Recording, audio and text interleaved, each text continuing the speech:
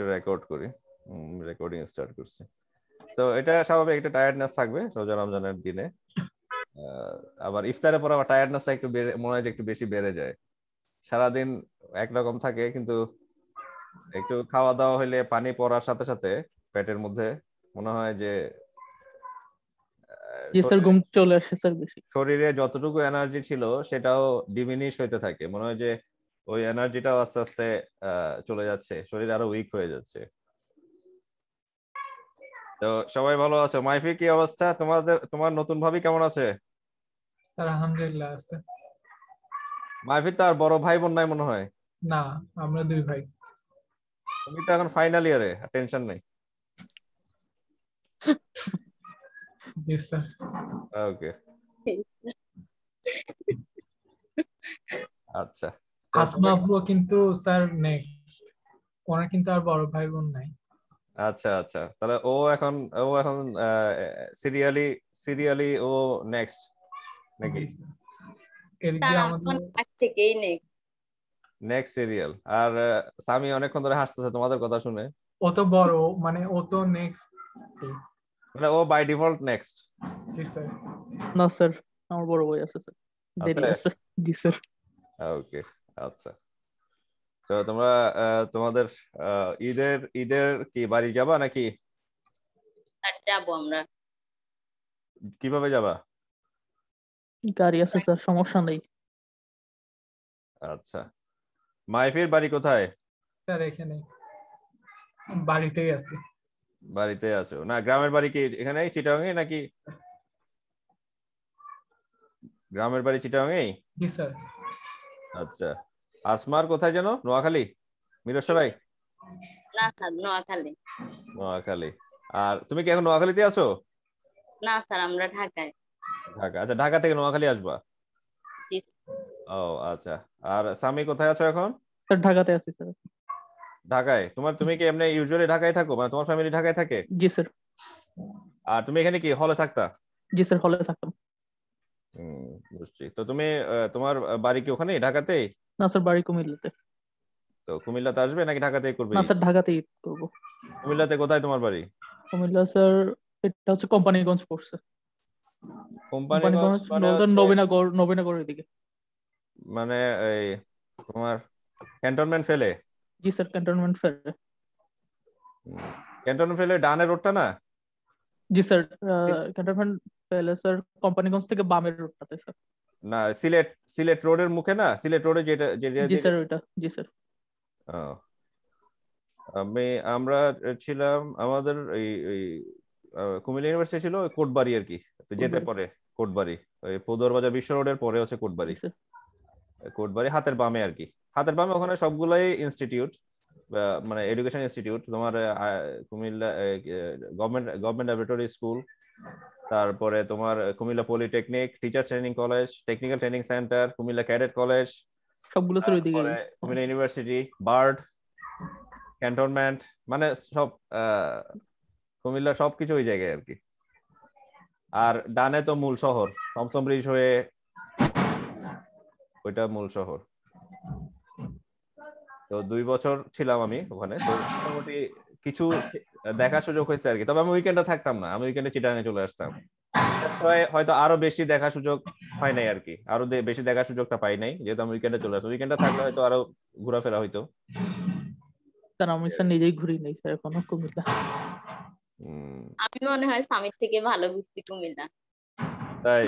আমার বাড়িতে যাওয়া হয় না সেজন্য।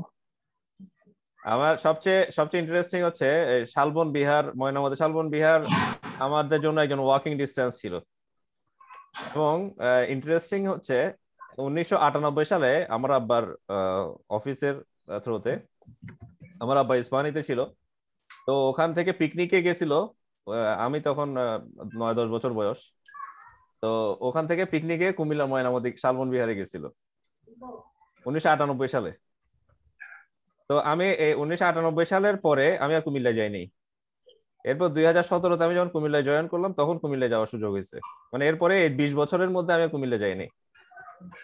এবং ইন্টারেস্টিং হচ্ছে আমি 2017 থেকে 2019 2 বছর ছিলাম, এবং আমার ওয়াকিং ডিস্টেন্সে শালবন বিহার ছিল যেখানে আমি চিটাগাং থেকে 150 কিলোমিটার পার হয়ে 1998 সালে শালবন বিহারে আসছি, সেখানে আমি কুমিল্লা ইউনিভার্সিটি থেকে 5 মিনিটের হাঁটা রাস্তায় আমি শালবন বিহার আসি নাই গত 2 বছরে, হ্যাঁ বুঝছো? বাট আসা যাওয়ার পথে দেখছি, কিন্তু ওই যে শালবন বিহারে ঘোরার জন্য ভিতরে ঢুকবো ওই প্ল্যান করে কখনো যাই নাই, কলিগদের সাথেও যাই নাই। কলিগরা গেছে, ওই যেমন উইকেন্ডে থাকতাম না, উইকেন্ডে থাকলে যাওয়া আসা হইতো আর কি।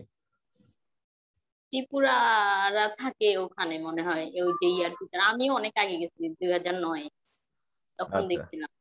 এটা খুব বেশি চেঞ্জ হয় নাই ওখানে, ভেতরের ইয়াটা খুব বেশি চেঞ্জ হয় নাই, যেভাবে আছে সেভাবে এটাকে মোটামুটি প্রিজার্ভ করা হয়েছে, সংরক্ষণ করা হয়েছে, খুব বেশি চেঞ্জ। আশেপাশে একটু লোকালিটি চেঞ্জ হয়েছে, দোকানপাট বেড়ে গেছে, ঘর বাড়ি হয়েছে, রাস্তাঘাটের কিছুটা উন্নয়ন হয়েছে, কিছুটা। রাস্তাঘাটের খুব বেশি উন্নয়ন হয়নি, কারণ আমি যে 2 বছর ছিলাম আনবিলিভেবল অবস্থা ছিল। ওইটা আমাদের অর্থমন্ত্রী এলাকা হওয়ার পরেও ওটা খুবই মারাত্মক রোড ঘাট ছিল আর কি ওখানে, বিশেষ করে বর্ষাকালে একদম পুরাই খারাপ হয়ে যেত অবস্থা। সামান্য বৃষ্টিতে স্যার পানি উঠে যেত। হ্যাঁ, পানি উঠে যেত, আর রাস্তাঘাট খুব খারাপ ছিল। আর ওখানে অটো ছাড়া ওই যে যেগুলা হ্যাঁ, টমটম যেগুলো বলে। টমটম গুলো আর কি, হ্যাঁ, ওগুলো অটোই হচ্ছে ওখানে মেইন। ধরো তোমার ওখানে যদি 10টা অটো থাকে, 2টা বা 3টা সিএনজি থাকবে। অটো হচ্ছে বেশিরভাগ অটো নিয়ে চলাফেরা করে, অটোগুলো। সিএনজি তো স্যার এইসব রাস্তার জন্য চলতে পারে না, চলাফেরা করতে পারে না এইসব রাস্তার জন্যই। আর অটো লোকাল লোকাল ভাড়াগুলা, অটো ওই লোকাল ভাড়াগুলা দিয়ে লোকালি চলে আর কি। এই হচ্ছে অবস্থা। তো তোমরা নিশ্চয়ই ভালো আছো। মাইফি স্টপ হয়ে গেছে গোসল গোসল টোসল না করে। স্যার, আসি, আমি শুনতেছি। ওকে, ঠিক আছে, আমি তোমাদের বেশিক্ষণ সময় নষ্ট করব না। তোমাদের জন্য কিছু জাস্ট আমি যতটুকু স্টাডি করার সুযোগ পাইছি, সো আমি চেষ্টা করছি কিছু তোমাদের জন্য শর্ট লিস্ট করার জন্য, এবং কিছু আইডিয়া এবং কিছু টপিক তোমাদের সাথে আমি শেয়ার করার চেষ্টা করব। এবং আমার মেইনলি ইন্টেনশন ছিল, মেইন উদ্দেশ্য ছিল এটাই। এবং আমি সবচেয়ে বড় ফ্যাক্ট এটা হচ্ছে, আমি গত কয়েকদিন ধরে যেটা তোমাদের সাথে আমার মেসেঞ্জারে তোমাদের সাথে আমার কথা হচ্ছিল, গত কয়েকদিন ধরে এত বেশি ব্যস্ততার মধ্যে ছিলাম, আমি আসলে সুযোগ করতে পারছিলাম না। এবং সবচেয়ে সবচেয়ে কি বলা যায়, আইরনিক্যাল হচ্ছে, তোমাদের কথা আমার সবসময় মনে পড়ছে, কিন্তু কিন্তু আমি তোমাদের সাথে যে বসবো সেই সময়টা আমি বের করতে পারছিলাম না। আর দিনের বেলা সময়টা একেবারেই বের করা যেত না, কারণ দিনের বেলা ক্লাস থাকতো। আর ইফতারের পরে মানে অনেক বেশি টায়ার্ড হয়ে যেতাম। ইফতারের পরে টায়ার্ডনেসের কারণে আর মানে বসতে ইচ্ছা করতো না। তো যাই হোক, আলটিমেটলি একটা টাইম বের করা গেছে। আজকে অন্তত মোটামুটি ওরকম টায়ার্ড লাগতেছে না। আজকে মোটামুটি একটু একটু কম টায়ার্ড ফিল হচ্ছে। আর আমার একটা ইন্টেনশন ছিল যে তোমরা অনেকদিন ধরে ওয়েট করে আসো, আর আজকে যদি টায়ার্ড লাগেও তারপরও মোটামুটি ডিটারমাইন্ড যে না, আজকে যেভাবে হোক সময় বের করতে হবে, আজকে একটা মিটিং অ্যারেঞ্জ করতেই হবে। তো তোমাদের আই এম এক্সট্রিমলি সরি যে তোমাদের অনেকদিন ওয়েট করে রাখছি। না স্যার, সমস্যা নেই স্যার। এটা আমার আমার যেটা ইচ্ছা ছিল যে আমরা একটা রেগুলার ইন্টারভেলে আমরা মিট করব, স্বাভাবিকভাবে অনলাইনে। এখন তো আর আমাদের ফেস টু ফেস বা কি বলা যায়, আমাদের অফলাইনে মিটিং এ তো সুযোগ নাই। তো সময় সুযোগের কারণে আসলে ওইটাও, অনলাইনে মিটিংটাও পসিবল হয়নি। আচ্ছা আচ্ছা, ঠিক আছে, যাও পানি নিয়ে আসো। তো ওইটাই হচ্ছে ফ্যাক্ট। তো আমি একটু প্রথমে আমি আসমার পেপারগুলো নিয়ে একটু আলোচনা করি। আসমার 5টা পেপার ছিল। আসমার যে 5টা পেপার ছিল, 5টা পেপারের মধ্যে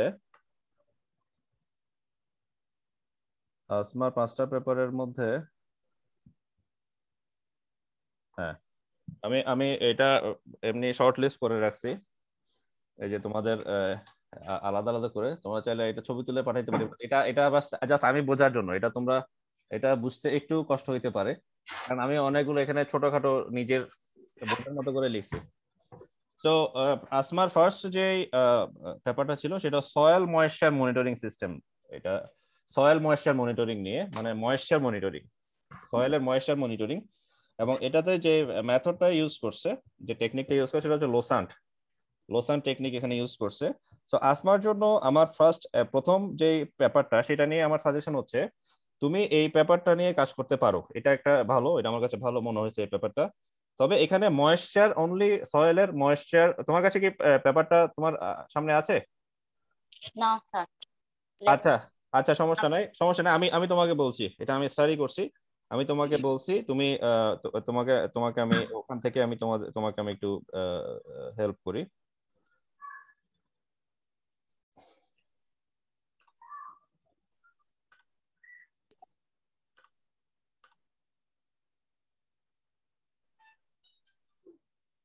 হ্যাঁ, তোমার এটাতে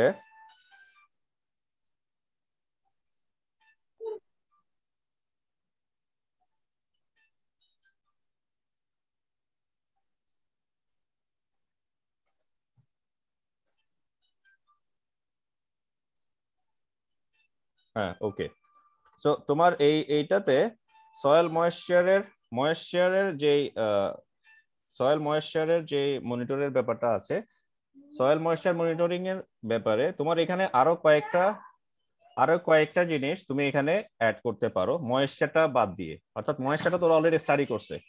তুমি যে কাজটা করতে পারো, সয়েল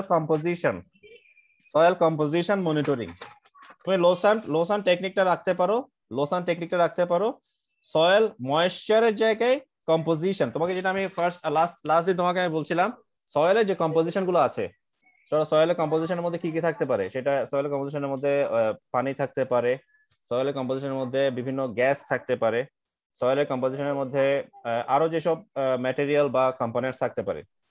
আমার কথা কি শোনা যাচ্ছে? স্যার একটু কেটে স্যার কেটে এখন আসছে। শোনা যাচ্ছে।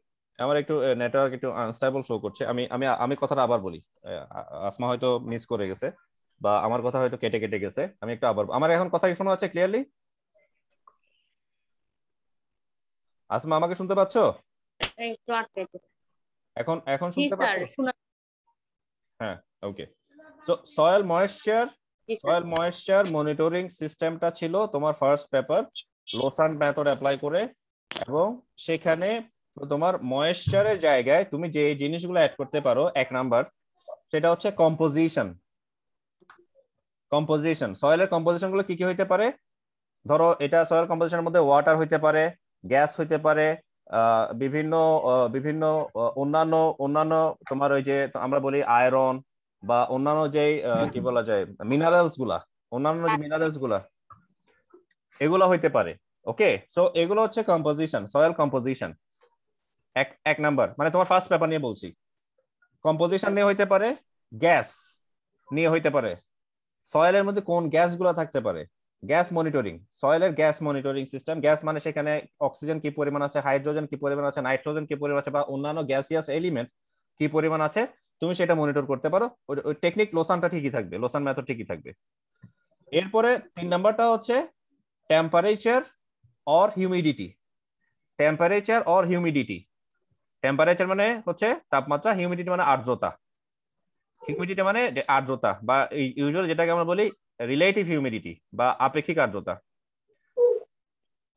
ওকে, হিউমিডিটি দুই রকম অ্যাকর্ডিং টু ফিজিক্স, তোমাদের মনে আছে হিউমিডিটি দুই রকম, একটা হচ্ছে অ্যাবসলিউট হিউমিডিটি আর একটা হচ্ছে রিলেটিভ হিউমিডিটি। অ্যাবসলিউট হিউমিডিটি হচ্ছে পরম আর্দ্রতা, আর রিলেটিভ হিউমিডিটি হচ্ছে আপেক্ষিক আর্দ্রতা। ইউজুয়ালি যেটাকে আমরা আর্দ্রতা বলি সেটা হচ্ছে আপেক্ষিক আর্দ্রতা। তোমাদের মাঝে মাঝে দেখবা আমাদের কিছু আমাদের ঘড়ির মধ্যে বা মোবাইলের মধ্যেও আর্দ্রতা মাপার জন্য কিছু টুল আছে, সেটা দিয়ে তুমি হিউমিডিটি মাপতে পারো। এবং যখন হিউমিডিটির যে বিষয়টা, অর্থাৎ বাতাসে যে জলীয় বাষ্পের পরিমাণ, ওটারও ভিত্তি করে হিউমিডিটিটা নির্ণয় করা হয় বা পরিমাপ করা হয়। তো এখন মাটির ক্ষেত্রেও সেম, আমি তো এটা এয়ারের ক্ষেত্রে বলছি, বাতাসের ক্ষেত্রে বলছি, মাটির ক্ষেত্রেও সেম। মাটিতে হিউমিডিটি পরিমাণ কতটুকু, মাটির টেম্পারেচার কিরকম, বা ওই মাটিতে যে পরিমাণ তাপমাত্রা ওই মাটিটা আছে, ওই মাটিটা কি পরিমাণ ফসল ওই মাটিতে প্রোডাকশন হইতে পারে, বা ওই মাটি থেকে কি পরিমাণ তুমি কি বলা যায়, ওই মাটিতে কি পরিমাণ তুমি কি বলে গ্রেইন গুলো পেতে পারো, কি পরিমাণ তোমার ফসলগুলো তুমি পেতে পারো কোন টেম্পারেচারের উপর ভিত্তি করে। সো আমি জাস্ট একটু শর্টকাটে তোমাকে বলে ফেলি। তাহলে ফার্স্ট যে পেপারটা, সেটাতে তোমার প্রথম কাজ হচ্ছে, হয় তুমি সয়েল কম্পোজিশন মনিটরিং নিয়ে কাজ করবা, নয়তো সয়েল মানে ময়েশ্চারের জায়গায় তিনটা টার্ম আমি অ্যাড করছি। একটা হচ্ছে সয়েল কম্পোজিশন মনিটরিং সিস্টেম, হয় সয়েল গ্যাস, সয়েলের যে গ্যাস মনিটরিং সিস্টেম, আর তো সয়েলের temperature or humidity monitoring system. Is it clear? জি স্যার।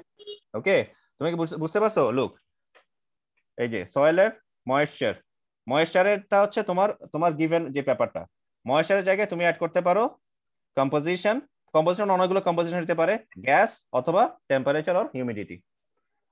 Is it clear? জি স্যার। ওকে, তোমার 2 নাম্বার যে পেপারটা ওটা জাস্ট একটা ওয়ার্ড ফাইল, ওটা তো ওইটা ইউজলেস, ওইটা আলটিমেটলি কোনো কাজে আসবে না, ওইটা নিয়ে ওইটা চিন্তা করার কারণে 2 নাম্বার 3 নাম্বার দুইটাই, 2 নাম্বার 3 নাম্বার ওই দুইটার খুব বেশি ইউটিলিটি নাই যেটা আমি দেখলাম। তো ওই দুইটা জাস্ট হচ্ছে দুইটা ওয়ার্ড ফাইল, ডক ফাইল 2 নাম্বারটা, আর 3 নাম্বারটা 2 নাম্বারটা ডক ফাইল না, 3 নাম্বারটা ঠিক আছে, বাট 3 নাম্বারটা একটু কমপ্লেক্স, 3 নাম্বারটা একটু কমপ্লেক্স, দ্যাটস ওয়াই ওইটা আমি ইগনোর করছি, ওইটা আমি স্কিপ করে যাচ্ছি। 4 নাম্বার পেপার যেটা তোমার এখানে দেওয়া হচ্ছে soil sample analysis.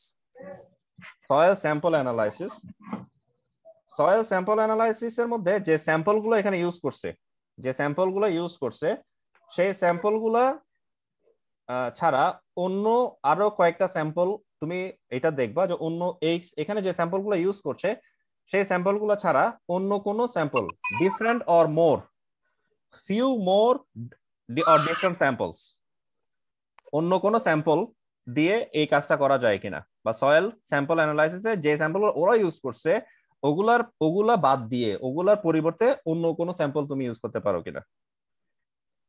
Is it clear? So আমি আর একটু স্পেসিফিক্যালি তোমাকে এটা আমি বলতে পারবো, আমি স্যাম্পল জাস্ট আমি অন্য ডিফারেন্ট স্যাম্পলের কথা বলছি, আমি স্যাম্পলগুলো স্পেসিফিক যে ওরা ওই পেপার যে স্যাম্পলগুলো অ্যানালাইসিস করছে সেটা আমি তোমাকে আমি পরে বলবো। এরপরে 5 নাম্বার তোমার যে পেপারটা তুমি আমাকে প্রোভাইড করছো, শেয়ার করছো, সেটা হচ্ছে সয়েল টেস্ট বেস সিস্টেম।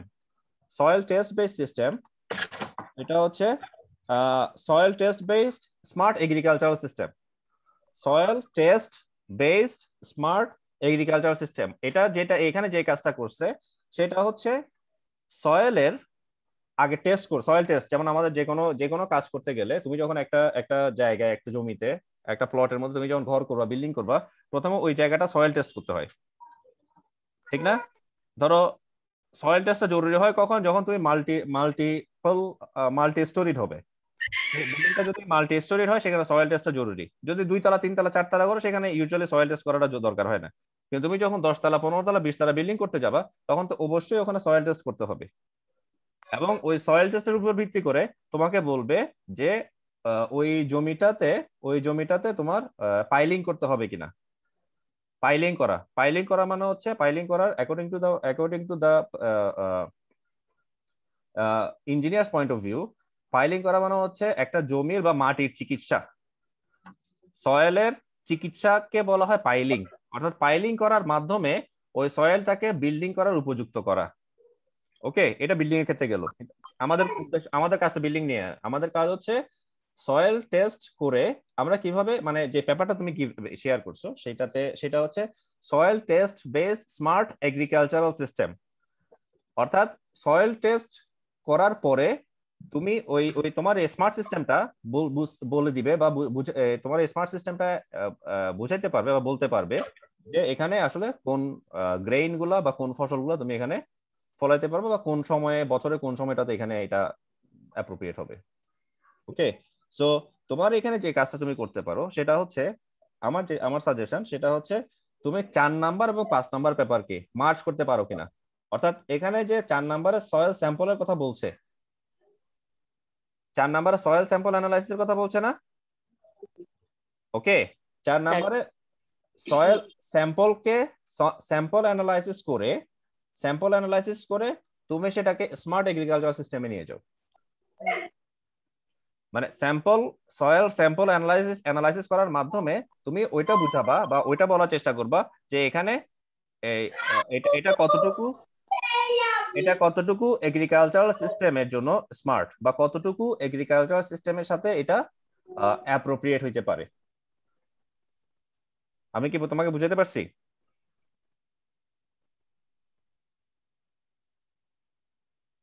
অসুবিধা নেই, তুমি শেষ করে নাও আসমা। স্যার একটু কষ্ট করে আবার বলেন কোনটা কোন দুইটাকে। আচ্ছা আমি বলছি, সমস্যা নাই। তুমি তুমি তোমার ওই মনে হয় কেউ তোমাকে ডাকছে বা তুমি মনে হয় কারোর সাথে কথা বলছো, এটা শেষ করে নাও, সমস্যা নাই, আই এম ওয়েটিং। শেষ, পিচ্ছি ডাকছে, পিচ্ছি চিল্লাইতেছে। আচ্ছা ওকে। সো তুমি কোনটা মিস করছো? 4 নাম্বারটা তো বললাম, 5 নাম্বারটাতে ছিলাম আমি, সয়েল টেস্ট ব্যাপারটা বেসড। হচ্ছে কোন দুইটা ইয়ে করব, হ্যাঁ, কোন দুইটা ইয়ে করার। লাস্ট দুইটা, 4 নাম্বার আর 5 নাম্বার আচ্ছা মার্চ, মার্চ করবা। মার্চ, এই যে আমি এটা লিখে রাখছি, এখানে লিখে রাখছি, এই যে soil test base system merge with 4, merge with 4, অর্থাৎ তুমি ওই এই দুইটা পেপার নিয়ে তুমি আরেক একটা তোমার কাজটা করতে পারো। তোমার কাজটা হবে এই দুইটা পেপারের থেকে ইনফ্লুয়েন্স নিয়ে বা ইন্সপাইরেশন নিয়ে তোমার এই কাজটা হবে, কিন্তু তোমার কাজটা হবে ইউনিক। আমি কি ব্যাপারটা বোঝাতে পারছি? কিভাবে ইউনিক হবে? জাস্ট তোমার এখানে যে ওরা যে স্যাম্পল গুলো ইউজ করছে, সেই স্যাম্পল গুলো নিয়ে তুমি কাজ করতে পারো যদি তুমি মার্চ করো। কথাটা খেয়াল করো, যদি তুমি মার্চ করো, ওরা যে স্যাম্পল নিয়ে কাজ করে সেই স্যাম্পল গুলো নিয়ে কাজ করে তুমি স্মার্ট এগ্রিকালচার সিস্টেমের ব্যাপারে ফোকাস করতে পারো। মানে স্যাম্পল গুলাকে নিয়ে এখানে যে স্যাম্পল গুলো আছে ওগুলা তো নিব, আর আমার যে কাজটা সেটা হচ্ছে স্মার্ট এগ্রিকালচারের। তো রাইট, এই এই স্যাম্পল গুলা আমি কিভাবে স্মার্ট এগ্রিকালচারের ক্ষেত্রে অ্যাপ্লাই করব, রাইট, সেটাই এই হবে তোমার কাজ। করার ট্রাই হ্যাঁ, করার জন্য। রাইট, হ্যাঁ। অর্থাৎ দুইটা পেপার, দুইটা কাজকে, এখানে দুইটা কাজ, 4 নাম্বার এবং 5 নাম্বারে স্যাম্পল অ্যানালাইসিসের একটা কাজ, আর soil test based smart agriculture system এটা আরেকটা কাজ। তোমার কাজ হচ্ছে সয়েল টেস্ট না করে, জি স্যার। 5 নাম্বারটা হচ্ছে সয়েল টেস্ট বেস, তুমি, আমি বলতে চাচ্ছি সেটা সয়েল টেস্ট বেস না হয়ে soil sample based smart agriculture system করা যায় কিনা। ধরো that will be your top, your title, মানে তোমার টাইটেলটা আমি এভাবে এভাবে তোমার টাইটেলটা আমি সাজেস্ট করতে পারি, সেটা হইতে পারে soil sample based smart agriculture system. Is it clear? মানে এটা আমার suggestion, this is not final. এটা কিন্তু আলটিমেট না, this is just initial, we are in the initial level, beginning level. Okay, আমি কি বোঝাতে পারছি? জি স্যার। ওকে, সো আশা করি তোমার এই জিনিসগুলো অ্যানালাইসিস করবা। আর আরেকটা কথা, সেটা হচ্ছে 4 আর 5 যদি তুমি মার্চ করো, সেক্ষেত্রে হবে তোমার তোমার আমার সাজেশন হচ্ছে এটা, অর্থাৎ দুইটা একসাথে মার্চ করে তখন সেটা হবে soil sample based agricultural system. কিন্তু তুমি যদি 4 আর 5 মার্চ না করো, তুমি যদি 4 নিয়ে কাজ করো, তখন 4 এর মধ্যে যে স্যাম্পল গুলা ওরা অ্যানালাইসিস করছে ওগুলা বাদে, except those samples you need to analyze few other or more different samples. ওকে, ওরা যে স্যাম্পল গুলো নিয়ে আলোচনা করবে সেগুলো বাইরে অন্য স্যাম্পল গুলো নিয়ে তুমি কাজ করবা। জি স্যার। যদি তুমি 4টা শুধু এক্সক্লুসিভলি 4 নিয়ে কাজ করো, যদি 4 আর 5 নিয়ে কাজ করো, তখন ওরা যেগুলো আলোচনা করছে সেগুলো থাকবে, সেগুলো রেখেই তুমি 5 এর সাথে মার্চ করে দিবা। জি স্যার। ওকে, আর 2 নাম্বার 3 নাম্বার বাদ, আমি আবার তোমাকে একটু রিভিউ করি। 2 নাম্বার 3 নাম্বার বাদ, এক নাম্বারটা নিয়ে কাজ করতে পারো, ওখানে ময়েশ্চারের জায়গায় কম্পোজিশন আসতে পারে, গ্যাস আসতে পারে, টেম্পারেচার অথবা হিউমিডিটি, অর্থাৎ 3টা জিনিস আসতে পারে। একটা হইতে পারে কম্পোজিশন, একটা হইতে পারে গ্যাস, একটা হইতে পারে টেম্পারেচার অর হিউমিডিটি। কম্পোজিশন মানে এখানে অনেকগুলো কম্পোজিশন আসতে পারে। কম্পোজিশন মানে তোমার এখানে এই যতগুলো মিনারেলস আছে বা সয়েল ম্যাটেরিয়ালস আছে এগুলো সবগুলোই আসবে। আর গ্যাস মানে এক্সক্লুসিভলি যে গ্যাসগুলো, ওখানে কতটুকু অক্সিজেন আছে, হাইড্রোজেন আছে, নাইট্রোজেন আছে, অন্যান্য গ্যাসীয় এলিমেন্ট, গ্যাসেস এলিমেন্ট সবগুলো আমি জানি না। তো ওই গ্যাসিয়াস এলিমেন্টস কিরকম আছে সেগুলো সবগুলো এখানে আসবে। আর টেম্পারেচার হিউমিডিটিতে টেম্পারেচার দুইটাই থাকবে, টেম্পারেচারও থাকবে, হিউমিডিটিও থাকবে, দুইটা নিয়ে তুমি কাজ করবে, অ্যানালাইসিস করবে। আর এখানে মেথডটা ওইটাই, লোসান মেথড, এটা ঠিকই থাকবে। ওকে, সো আশা করি আসমা তুমি বুঝতে পারছো। যদিও তোমার এটা নিয়ে তুমি চাইলে তোমার এটা নিয়ে তুমি নিজে অ্যানালাইজ করতে পারো। বাই দিস টাইম আমি সামি এবং মাইফির সাথে আলাপ করি। তুমি চাইলে এখানে তুমি তো এখানে আছো, তুমি এখানে থাকো, বাট আমাদের কনভারসেশন তুমি চাইলে জয়েন করতে পারো। আর নয়তো তুমি তোমারটা নিয়ে চিন্তা করে আবার আমাকে, যদি তুমি কোনো প্রশ্ন থাকে আমাকে করতে পারো। আচ্ছা ঠিক আছে। ঠিক আছে, তুমি আমাদের সাথে আছো, জয়েন করা অবস্থায় থাকো, আমাদের কনভারসেশনে থাকো, বাট তোমার ব্যাপারটা নিয়ে তুমি চিন্তা করতে পারো।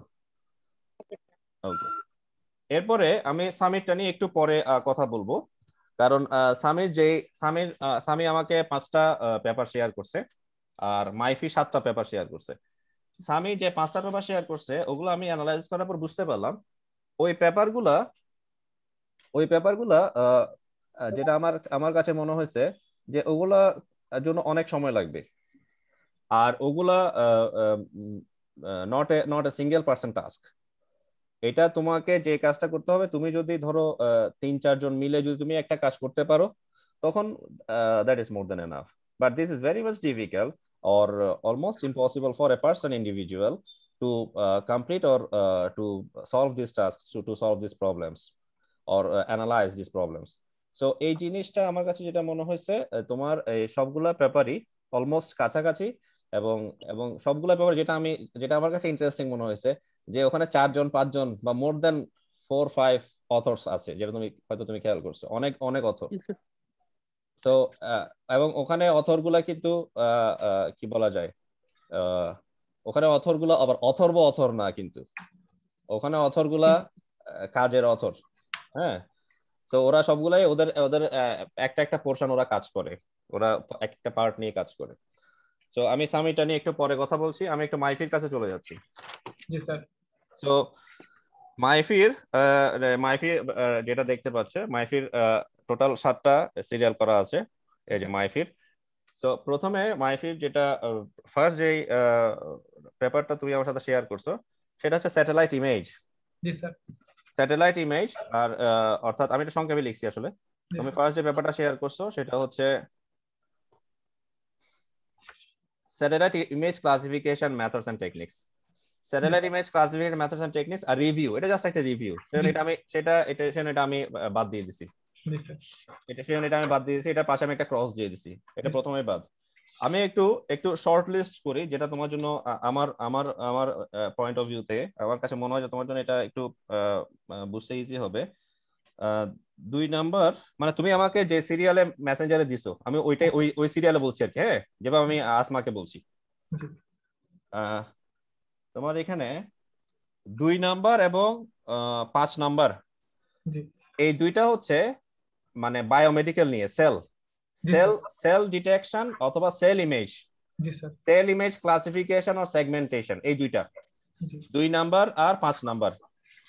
ওকে, 2 নাম্বারটা হচ্ছে সেল ইমেজ সেগমেন্টেশন, আর 5 নাম্বারটা হচ্ছে সেটাও বায়োমেডিক্যাল ইমেজ সেগমেন্টেশন। ওখানে জাস্ট একটা ওই তোমার ডিপ কনভলিউশন নিউরাল নেটওয়ার্ক ডিসিএনএন এর মধ্যে, ডিপ কনভলিউশন নিউরাল নেটওয়ার্কের মধ্যে তিনটা মডেল আছে। একটা হচ্ছে ইউনেট, একটা হচ্ছে সেগনেট, একটা হচ্ছে লিঙ্কনেট। ইউনেট, সেগনেট, লিঙ্কনেট। তোমার এখানে যেটা ইউজ করছে এটা হচ্ছে ইউনেট নিয়ে ওরা ইউজ করছে। এটা হচ্ছে 2 আর 5 হচ্ছে অলমোস্ট কাছাকাছি, কিন্তু 2 নম্বরে জাস্ট সেল ইমেজ সেগমেন্টেশন করছে। ওখানে তোমার জেনারেটর এবং ডিসক্রিমিনেটর এই দুটো ইউজ করা হয়েছে। জেনারেটর এবং ডিসক্রিমিনেটর তোমার হয়তো মনে আছে বা তুমি আরবারটা পড়েছো। আর এখানে ইউনেট অ্যাপ্লাই করা হয়েছে, ইউনেট মডেলটা, ডিপ কনভলিউশন নিউরাল নেটওয়ার্কের ইউনেট মডেলটা ইউজ করা হয়েছে। জি স্যার। 2 নাম্বার আর 5 নাম্বার, 2 নাম্বার 5 নাম্বার গেল, 1 নাম্বার প্রথমে বাদ দিছি। জি স্যার। এবার আসো 3 নাম্বার 6 নাম্বার। 3 নাম্বার আর 6 নাম্বারে যে জিনিসটা, সেটা হচ্ছে 3 নাম্বারটা হচ্ছে semantic segmentation based building extraction. এটা একটা লম্বা নাম, জাস্ট আমি যতটুকু দরকার ততটুকু আমি রাখছি। Semantic segmentation based building extraction, এটা স্যাটেলাইট ইমেজ থেকে। এখানেও ওরা ইউনিট অ্যাপ্লাই করছে, এবং ওদের প্রপোজড মানে ফিউচার যে ওদের ফিউচার ওয়ার্কের মধ্যে ওরা, বা future plan, future project plan or future objectives এর মধ্যে ওরা রাখছে হচ্ছে লিঙ্কনেট আর সেগনেট নিয়ে কাজ করা। কারণ ওদের কাজটা 2015 সালের কাজ। ওদের যে পেপারটা তুমি দেখবা ওটা হচ্ছে 2015 সালের পেপার, এবং ওরা বলছে যে আমাদের ফিউচারে আমাদের এই পেপারে আমরা ইউনেট নিয়ে কাজ করছি, ফিউচারে আমরা লিঙ্কনেট অথবা সেগনেট নিয়ে কাজ করতে পারবো বা কাজ করার ইচ্ছা আমাদের আছে। সো তোমার জন্য আমার প্রথম যে সাজেশন সেটা, আচ্ছা এটা সাজেশনটা একটু পরে বলি। আর 6 নাম্বারটা হচ্ছে comparison of different convolution neural network. 6 নাম্বারটা খেয়াল করছো? Comparison of different convolution neural network. হ্যাঁ, ওইটাতে আবার ইন্টারেস্টিংলি ওইটাতে এই 3টা নেটওয়ার্ক মানে ইউনেট, লিঙ্কনেট, সেগনেট, এই 3টা ডিপ কনভলিউশন নিউরাল নেটওয়ার্কের মডেলই আবার আলোচনা করা হয়েছে, অ্যানালাইসিস করা হয়েছে, এবং এদের মধ্যে রিলেটিভ কম্পারিজন শো করা হয়েছে কোনটা বেটার। এবং ওখানে যেটা দেখলাম ইন্টারেস্টিংলি, ওখানে ইউনেটকে ওরা একটু বেশি ফোকাস করছে, মানে ইউনেটটাই প্রাইম, ইউনেটটাই মানে হ্যাঁ ইউনেটটা বেশি বেটার রেজাল্ট শো করছে, ইউনেটটা বেশি বেটার রেজাল্ট রিপ্রেজেন্ট করছে। সো তোমার আমি প্রথমে তোমাকে যে সাজেশনটা দিচ্ছি সেটা হচ্ছে 3 নম্বরে যেটা semantic segmentation based building extraction technique, যেটা Yes, sir. এখানে তুমি লিঙ্ক নেট অথবা সেগনেট নিয়ে বা দুটোটা নিয়ে কাজ করতে পারো। ইউনিটের যেহেতু ওরা ইউনিট নিয়ে অলরেডি কাজ করছে, এখন পরবর্তীতে তুমি দেখবা যে ওরা যে বলছে ফিউচার স্কোপে ওরা লিঙ্ক নেট অথবা সেগনেট নিয়ে কাজ করবে, ওরা কি কাজ করছে কিনা বা এই ধরনের কোনো পেপার, অর্থাৎ বিল্ডিং এক্সট্রাকশন নিয়ে, semantic segmentation based building extraction নিয়ে, লিঙ্ক নেট অথবা সেগনেট নিয়ে কোনো কাজ হয়েছে কিনা। Yes, sir. ইউনিট নিয়ে তো ওরা কাজ করছে 2015 সালে, যে পেপারটা আমাদের কাছে আছে। জি। যদি লিঙ্ক নেট ও সেগনেট ওরা কাজ করে তাহলে এটা বাদ, ওটা নিয়ে আমার চিন্তা করা দরকার। যদি ওরা কাজ না করে তাহলে আমরা লিঙ্ক নেট ও সেগনেট নিয়ে এই কাজটা আমরা করব। জি স্যার। ওকে, এটা হচ্ছে তোমার ফার্স্ট সাজেশন। সেকেন্ড যে সাজেশন সেটা হচ্ছে 6 নাম্বারটাতে যেহেতু ওরা অলরেডি তিনটার মধ্যে একটা পারস্পরিক কম্পারিজন করে ফেলছে, সো এটা নিয়ে আর আসলে ফার্দার আমার দৃষ্টিতে এটা নিয়ে ফার্দার কাজ করার বা এটা নিয়ে ওরা একটা কম্পারিজন দেখায়, ওরা বলছে যে এখানে ইউনিটটা বেটার। তো এটা নিয়ে আপাতত আমার কাছে মনে হয় এটা আমরা শর্ট লিস্ট করতে পারি, এটা আপাতত বাদ দিয়ে। আর এরপরে আমার কাছে যেটা ভালো লাগছে সেটা হচ্ছে তোমার 3 নাম্বারটা তো বললাম, আর এটা হচ্ছে 7 নাম্বার। এটা হচ্ছে আরবান প্ল্যানিং বা আরবান এনভায়রনমেন্ট নিয়ে ওরা এই কাজটা করছে। আরবান এনভায়রনমেন্ট নিয়ে এই কাজটা করছে, এবং আরবান এনভায়রনমেন্টের এই কাজটা চাইলে এই যে এখানের মধ্যে তুমি আরবান এনভায়রনমেন্টের যে বিষয়গুলো এখানে আসছে সেগুলোর সাথে তুমি এখানে চাইলে ওগুলোর পরিবর্তে তুমি এখানে আরো কিছু বিষয় তুমি এখানে অ্যাড করতে পারো আরবান প্ল্যানিং নিয়ে। আরবান প্ল্যানিং মানে হচ্ছে যখনই কোনো যখন কোনো শহরের মেগা প্ল্যান বা মেগা প্রজেক্ট রেডি করে, তখন ওখানে তোমার অনেকগুলো বিষয় আসতে হয়। কোথায় কোথায় নদী আছে, কোথায় জলাশয় আছে, কোথায় ড্রেন হবে, ড্রেন গুলা কিভাবে ওই নদীর সাথে কানেক্ট হবে, আবার যদি সাগর থাকে নদীর সাথে কিভাবে সাগরে যাচ্ছে, এবং সেই অনুযায়ী ড্রেনের অ্যালাইনমেন্ট গুলো হবে, এবং সেই ক্ষেত্রে বিল্ডিং এর অ্যালাইনমেন্টটা কেমন হবে, এবং ওই আরবানের মধ্যে কতটুকু ফরেস্ট থাকবে, এবং কতটুকু তোমার কি বলা যায় অর্থাৎ যে সবুজ অংশের পোর্শনটা কতটুকু থাকবে। অর্থাৎ এটা তোমার একটা স্যাটেলাইট ইমেজ থেকে, এবং যেটা আমি খেয়াল করলাম এই ক্ষেত্রে মানে অনেকগুলো পেপারে বিভিন্ন বড় বড় শহরের রেফারেন্স ওরা দিছে। বিভিন্ন বড় বড় শহরে প্যারিসের রেফারেন্স দিছে, তারপরে তোমার খার্তুমের রেফারেন্স দিছে, তারপরে আরো কয়েকটা শহরের রেফারেন্স দিছে দেখলাম। সো তুমি চাইলে ওরকম শহরের রেফারেন্স দিয়েও তুমি আরবান এনভায়রনমেন্টের এই কাজটা করতে পারো, বা আরবান এনভায়রনমেন্টে ওরা যে মেথডটাই অ্যাপ্লাই করছে সেটার পরিবর্তে তুমি আর অন্য কোনো তুমি মেথড বা অন্য কোনো কিছু তুমি অ্যাপ্লাই করতে পারো। মানে এটা তোমার কাজটা আরবান এনভায়রনমেন্ট নিয়ে হবে। যেমন তোমার যে টাইটেল, মানে তুমি যে পেপারটা শেয়ার করছো লাস্টের পেপারটা, এটা হচ্ছে using convolution networks and satellite imagery to identify patterns in urban environment at a large scale. To identify patterns in urban environment at a large scale, right? To identify patterns অর্থাৎ যে pattern গুলো দিয়ে তুমি বুঝতে পারবা যে এখানে urban এনভায়রনমেন্টের জন্য আসলে বা আরবান প্ল্যানিং এর জন্য কোন প্যাটার্ন গুলো আসলে আলটিমেটলি তোমার এখানে ইউজফুল, বা কোন প্যাটার্ন গুলো ইউজফুল না। Yes, sir. Is it clear? So এই জিনিসটা নিয়ে তুমি একটু কাজ করতে পারো। আর বাকি থাকলো হচ্ছে আমি তোমাকে already 3 number an automated satellite image classification design using object oriented segmentation algorithm, এটা আচ্ছা আমি তোমাকে বলছি হচ্ছে 3 নাম্বার নিয়ে আর 7 নাম্বার নিয়ে। জি স্যার। 3 নাম্বার নিয়ে 7 নাম্বার নিয়ে বলছি। 2 নাম্বার আর 5 নাম্বার এরা ওই ইমেজ বায়োমেডিক্যাল বা সেল ইমেজ সেগমেন্টেশন নিয়ে কাজ করছে, মানে এরা স্যাটেলাইট না, বাকিগুলো স্যাটেলাইট নিয়ে। এই দুটো হচ্ছে সেল ইমেজ, মানে আমাদের যে সেল থাকে সেল ইমেজ সেগমেন্টেশন নিয়ে ওরা এটা কাজ করছে। আর আরেকটা হচ্ছে 4 নাম্বার, আমি বাদ দিছি হচ্ছে 1 নাম্বার আর 6 নাম্বার, বাকি থাকলো 5টার মধ্যে 2টা নিয়ে তোমার সাথে আলোচনা করছি, আর 2টা মানে সেল ইমেজ আর বায়োমেডিক্যাল ইমেজ সেগমেন্টেশন, এগুলো নিয়ে তুমি কাজ করতে পারো। যেমন বায়োমেডিক্যালের ক্ষেত্রেও সেম, বায়োমেডিক্যাল ওরা ইউনিট নিয়ে কাজ করছে, তুমি চাইলে লিঙ্ক নেট অথবা সেগনেট নিয়ে কাজ করতে পারো। দ্যাটস মাই সাজেশন, তুমি চাইলে এটা একটু লিখে রাখতে পারো। 5 নাম্বারের কথা বলছি, হ্যাঁ 5 নাম্বারে তোমার ওরা ইউনিট নিয়ে কাজ করছে, তুমি চাইলে লিঙ্ক নেট অথবা সেগনেট, ডিপ কনভলিউশন নিউরাল নেটওয়ার্কে আরো 2টা মডেল, টোটাল 3টা মডেল, ইউনিট, লিঙ্ক নেট, সেগনেট। ওরা ইউনিট নিয়ে কাজ করে, তুমি লিঙ্ক নেট অথবা সেগনেট নিয়ে কাজ করতে পারো। জি স্যার। ওকে, তাহলে এটা গেল 5 নাম্বারটা, 5 নাম্বারটা বললাম, 3 নাম্বারটা বললাম, 7 নাম্বারটা বললাম। আর 2 নাম্বারে যেটা ছিল cell image segmentation, cell image সেগমেন্টেশনটা তুমি চাইলে, যেটা আমি তোমাকে, যেহেতু 2 নাম্বার 5 নাম্বার কাছাকাছি, তুমি 2 নাম্বার আর 5 নাম্বার মার্জ করে ফেলবা। জি স্যার। তুমি 2 নাম্বার, তুমি যদি শুধুমাত্র সেল ইমেজ নিয়ে মানে বা biomedical, excuse me, biomedical image segmentation নিয়ে কাজ করতে চাও, তাহলে স্যাটেলাইটটা বাদ দাও, একটা নিয়ে কাজ করো। জি স্যার। আর যদি তুমি বায়োমেডিক্যাল, মানে তোমার এখানে দুইটা পার্ট, একটা হচ্ছে তোমার বায়োমেডিক্যাল মানে আমাদের মনে করো বডির, হিউম্যান বডির ইমেজ সেগমেন্টেশন, হিউম্যান বডি কেন, তোমার নর্মাল যে কোনো প্রাণীর ক্ষেত্রে হতে পারে, অ্যানিমেল ইমেজ সেগমেন্ট, অ্যানিমেলের সেল ইমেজ সেগমেন্টেশন হতে পারে, অ্যানিমেলের ক্ষেত্রে বায়োমেডিক্যাল হতে পারে, ঠিক না? অ্যানিমেলের ক্ষেত্রে মেডিকেল আছে না, ডিভিএম আছে না, তো অ্যানিমেলের সেল ইমেজ নিয়ে তুমি কাজ করতে পারো। কিন্তু আমি বলতে চাচ্ছি তুমি শর্ট লিস্ট করবো ওভাবে, তুমি যদি অ্যানিমেলেরটা, অ্যানিমেল মানে আমরা, অ্যানিমেল মধ্যে আমরাও পড়ি, তো অ্যানিমেলটা নিয়ে তুমি যদি কাজ করো তাহলে স্যাটেলাইট বাদ দাও, আর যদি তুমি স্যাটেলাইট নিয়ে কাজ করো তাহলে অ্যানিমেলটা বাদ দাও। এখন এটা এটা তোমার উপর, তোমার ইটস ইওর লিবার্টি যে তুমি কোনটা নিয়ে কাজ করবা। আর তুমি যদি সেল ইমেজ নিয়ে কাজ করো, আমার সাজেশন হচ্ছে তুমি 2 নাম্বার 5 নাম্বারকে মার্জ করো। আচ্ছা স্যার। ওকে, আর এরপরে বাকি থাকলো, তাহলে আমি 2 নাম্বার নিয়ে বলে ফেলছি, এরপর বাকি থাকলো 4 নাম্বার। 4 নম্বরে ওরা যেটা ইউজ করছে, ওটা এখানেও স্যাটেলাইট ইমেজ সেগমেন্টেশন নিয়ে কাজ করছে, কিন্তু এখানে ওরা যে অ্যালগোরিদমটা ইউজ করছে সেটা হচ্ছে অবজেক্ট ওরিয়েন্টেড সেগমেন্টেশন অ্যালগোরিদম। জি sir. Object oriented segmentation algorithm ওরা এখানে ইউজ করছে।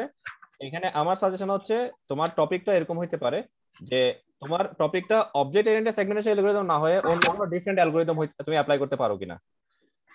স্যাটেলাইট ইমেজ সেগমেন্টেশন ঠিক থাকবে, স্যাটেলাইট ইমেজ সেগমেন্টেশন ঠিক থাকবে, কিন্তু এটার যে ইউজ, মানে এটা যে তুমি যে টেকনিকটা ইউজ করছো বা যে অ্যালগোরিদম ইউজ করছো, এখানে যে অ্যালগোরিদম ইউজ করছো এটা হচ্ছে অবজেক্ট ওরিয়েন্টেড সেগমেন্টেশন অ্যালগোরিদম।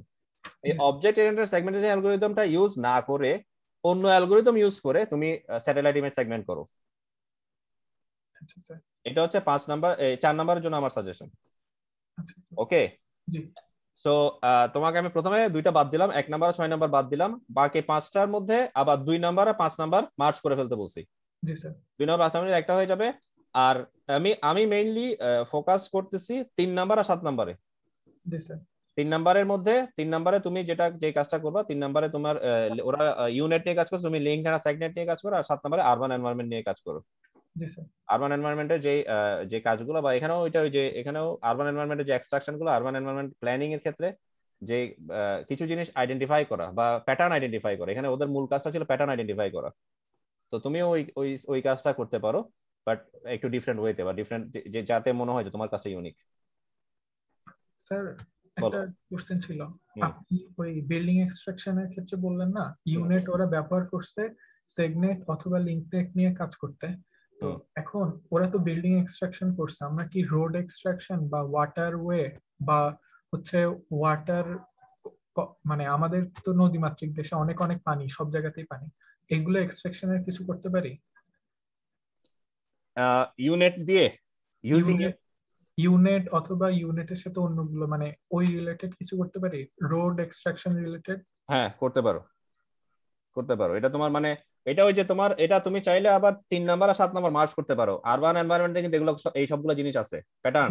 ওখানে সবগুলো ছিল জি স্যার। আরবান এনভায়রনমেন্টে কিন্তু প্যাটার্ন আইডেন্টিফিকেশনটা নিয়ে ওরা কাজ করছে। তো প্যাটার্ন আইডেন্টিফিকেশন মানে কি? প্যাটার্ন মানে হচ্ছে তোমার একটা জলাশয় দেখতে কেমন হবে, একটা বিল্ডিং দেখতে কেমন হবে, একটা রাস্তা দেখতে কেমন হবে, তারপরে একটা খেলার মাঠ দেখতে কেমন হবে, সো একটা ফরেস্ট বা সবুজ বনভূমি দেখতে কেমন হবে। তো এগুলো কিন্তু আইডেন্টিফাই করা যাবে। একটা বিল্ডিং আর সবুজ বনভূমি তো সেম হবে না। জি স্যার। এটা স্যাটেলাইট ইমেজ থেকে এটা ইজিলি আইডেন্টিফাই করা যাবে। দুইটা তো আইডেন্টিক্যাল হবে না, জি হ্যাঁ, ইজিলি ডিফারেন্সিয়েটিং হবে।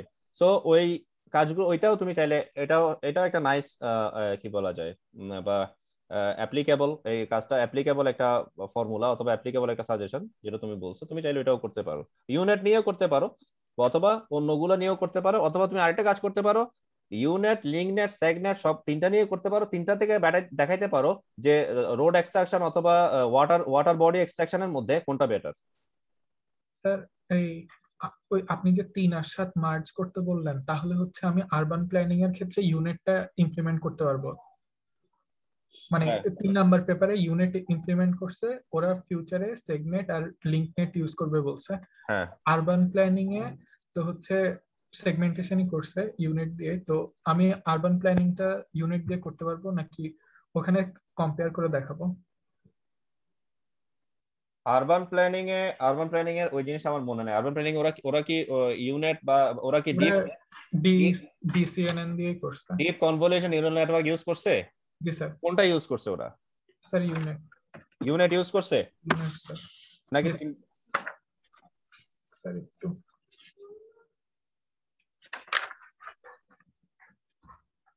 স্যার ইউনিট ইউজ করছে। তাহলে তুমি লিঙ্কনেট অথবা সেগনেট ইউজ করতে পারো কিনা দেখো। জি স্যার। মানে 3 আর 7 তুমি যদি মার্জ করো, জি স্যার। 3 আর 7 যদি তুমি মার্জ করো তাহলে রেজনেট ইউজ করছে। আচ্ছা, জি স্যার। তুমি যদি 3 আর 7 মার্জ করো তাহলে তোমার জন্য তোমার কাজটা অনেকটা কাছাকাছি হবে বা ইজি হবে। তাহলে স্যার আপনি যেটা বলতেছেন সেটা হচ্ছে আরবান প্ল্যানিং ইউজিং সেগনেট অর লিঙ্কনেট, এরকম একটা স্টাডি। জি স্যার। অর্থাৎ আমি তোমার কাজটা যদি আরেকটু শর্ট লিস্টেড করতে যাই, সহজ করতে যাই, আমি তোমাকে এভাবে সাজেস্ট করতে পারি। তুমি যদি মেডিকেল ইমেজ বা হিউম্যান বডি অথবা অ্যানিমেল সেল ইমেজ সেগমেন্টেশনের মধ্যে থাকো, তাহলে তুমি 2 নাম্বার আর 5 নাম্বারকে মার্জ করবা। জি স্যার। আর যদি তুমি এটার বাইরে এটাতে না থেকে তুমি যদি স্যাটেলাইট ইমেজ নিয়ে থাকো তাহলে তুমি 3 নাম্বার আর 7 নাম্বারকে মার্জ করবা। জি স্যার। আর 3 নাম্বার আর 7 নাম্বারকে মার্জ করার পরে তুমি চাইলে এটা করার পরে 4 নাম্বারটা তুমি চাইলে স্কিপ করো, 4 নাম্বারটা বাদ দাও। মানে এখানে যেটা object oriented segmentation algorithm use করছে এটার পরিবর্তে তোমাকে বলছে অন্য কোনো সেগমেন্টেশন অ্যালগরিদম ইউজ করা যায় কিনা জি স্যার। স্যাটেলাইট ইমেজ সেগমেন্টেশনের জন্য। জি স্যার। ওকে, তো তুমি যদি চাও এটা বাদ দিতে পারো। জি। তুমি 3 আর 7 কে মার্জ করে একটা কাজ ইউনিক কাজ করো, অথবা 2 আর 5 কে মার্জ করে একটা ইউনিক কাজ করো। জি sir. It's up to you, that is your liberty. তাহলে 3 আর 7 কে মার্জ করি। স্যাটেলাইট ইমেজ কি তোমার প্রথম থেকেই পছন্দ নাকি? জি স্যার, এটাতে আমার ইন্টারেস্ট অনেক। ওকে, ঠিক আছে। না, আমি প্রথম থেকেই বলছি, আমি কখনোই এটা নিয়ে কখনোই প্রেসার ক্রিয়েট করি না, ফোর্স ক্রিয়েট করি না। আর সবচেয়ে বড় কথা হচ্ছে যখন যখন আমরা ইনশাল্লাহ আমাদের যখন একটা বাইরে থেকে আমরা যখন ডিগ্রি নিয়ে আসবো, বা বাইরে থেকে যখন ডিগ্রি নিয়ে আসছি, যেমন আমাদের অনেক টিচার অনেক স্যাররাই বাইরে থেকে ডিগ্রি নিয়ে আসছেন এবং অনেকেই অনগোয়িং প্রসেসে আছেন। তো আমরা যখন বাইরে থেকে ডিগ্রি নিয়ে আসবো তখন আমাদের একটা স্পেসিফিক জায়গা হয়ে যাবে যে আমি তখন এই জায়গাটা নিয়ে কাজ করব। ওকে, সো এখনো এখনো যেহেতু আমি অতটুকু পর্যন্ত যাই নাই, সো স্বাভাবিকভাবে আমি এখনো ওই জায়গাটা এখনো ক্রিয়েট করতে পারি নাই। তো আমি যখন ওই জায়গাটা ক্রিয়েট করতে পারবো তখন আমি তোমাদেরকে বলবো যে না, আমার পছন্দের ফিল্ড তো এটা, তোমরা এটা নিয়ে কাজ করো। Is it clear? So that's why এখন আমি আসলে ওভাবে কাউকে ফোর্স ক্রিয়েট করা, বা আলটিমেটলি ফিউচারেও যদি আমার একটা পছন্দের জায়গা থাকে তখনও যে আমি ফোর্স ক্রিয়েট করবো, আসলে ব্যাপারটা কিন্তু তা না, আমি কিন্তু এটা মিন করি নাই। আমার আমার আমি বলতে চাচ্ছি যে তখনও আমি স্টুডেন্টদের কে স্বাধীনতা দেওয়ার ব্যাপারটা ঠিকই থাকবে। মানে ওদের যে পছন্দ সেটা আমি আগে শোনার চেষ্টা করবো, বোঝার চেষ্টা করবো যেন ওরা কোনটা নিয়ে কাজ করতে চায়। আমার একটা পছন্দ সেটা ওদেরকে চাপাই দিব, ব্যাপারটা কিন্তু তা না। ওকে, বাট আমার পছন্দটা কি সেটা আমি ওদের সাথে শেয়ার করবো, বা আমি বলতে পারবো যে না, আমার এরকম একটু নলেজ আছে, এরকম আমার এটা নিয়ে আমার কাজ আছে, বা আমি এটা নিয়ে আমার পেপার আমি অলরেডি করছি, ওইটা নিয়ে আমি তখন তোমাদেরকে কিছু সাজেশন, বা future students not you, so ওইটা নিয়ে তখন আমি ওদেরকে কিছু বলতে পারবো। ওকে, সো ঠিক আছে, আশা করি মাইফি সেম আসমার মতো সেম কথাটাই বলবো মাইফিকে। মাইফি চাইলে কিছুক্ষণ এটা নিয়ে অ্যানালাইসিস করো, তোমার যদি কোনো প্রশ্ন থাকে after the ending of the conversation individually আমাকে সেটা তখন তুমি জিজ্ঞেস করতে পারো। আচ্ছা, আমি সামির কাছে আছি, সামিকে অনেকক্ষণ ধরে ওয়েট করে রাখলাম। সো সামির জন্য প্রথম, আচ্ছা সামি আমাকে একটা কথা বলো। জি স্যার। আমার একটা ছোট আইডিয়া আছে তোমার জন্য, সেটা হচ্ছে তুমি কি কখনো হ্যান্ড রিটেন ক্যারেক্টার রিকগনিশন এই ধরনের কোনো কিছু শুনছো? জি স্যার, শুনছি। এটা সম্বন্ধে তোমার নলেজ কি, বা এটা সম্বন্ধে তুমি কি শুনছো বা কি জানো? স্যার এটা sir normally sir hand written character বলতে একজন ভাইয়ের সাথে এটা নিয়ে কথা বলছিলাম, সেটা হচ্ছে যে উনি বাংলা টেক্সটকে কিভাবে হ্যান্ড রিটেন টেক্সটকে কিভাবে মানে ছবি তোলার মাধ্যমে এটা প্রিন্ট আউট, মানে এই টাইপের কিছু একটা, মানে তুমি একটু আমাকে একটু ক্লিয়ার করে বলো স্যার। ওই এবং আমি তাহলে বুঝতে পারবো আমার ধারণার সাথে তোমারটার মিল আছে নাকি ডিফারেন্স আছে। উনি যেটা বলছে সেটা হচ্ছে যে বাংলা টেক্সটকে কিভাবে আহ, ছবি তুলে ওইটাকে ইয়াতে কি বলে, বলতে গেলাম রিটেন ফরম্যাটে ওয়ার্ডে নিয়ে আসতে পারে এরকম কিছু একটা আর কি।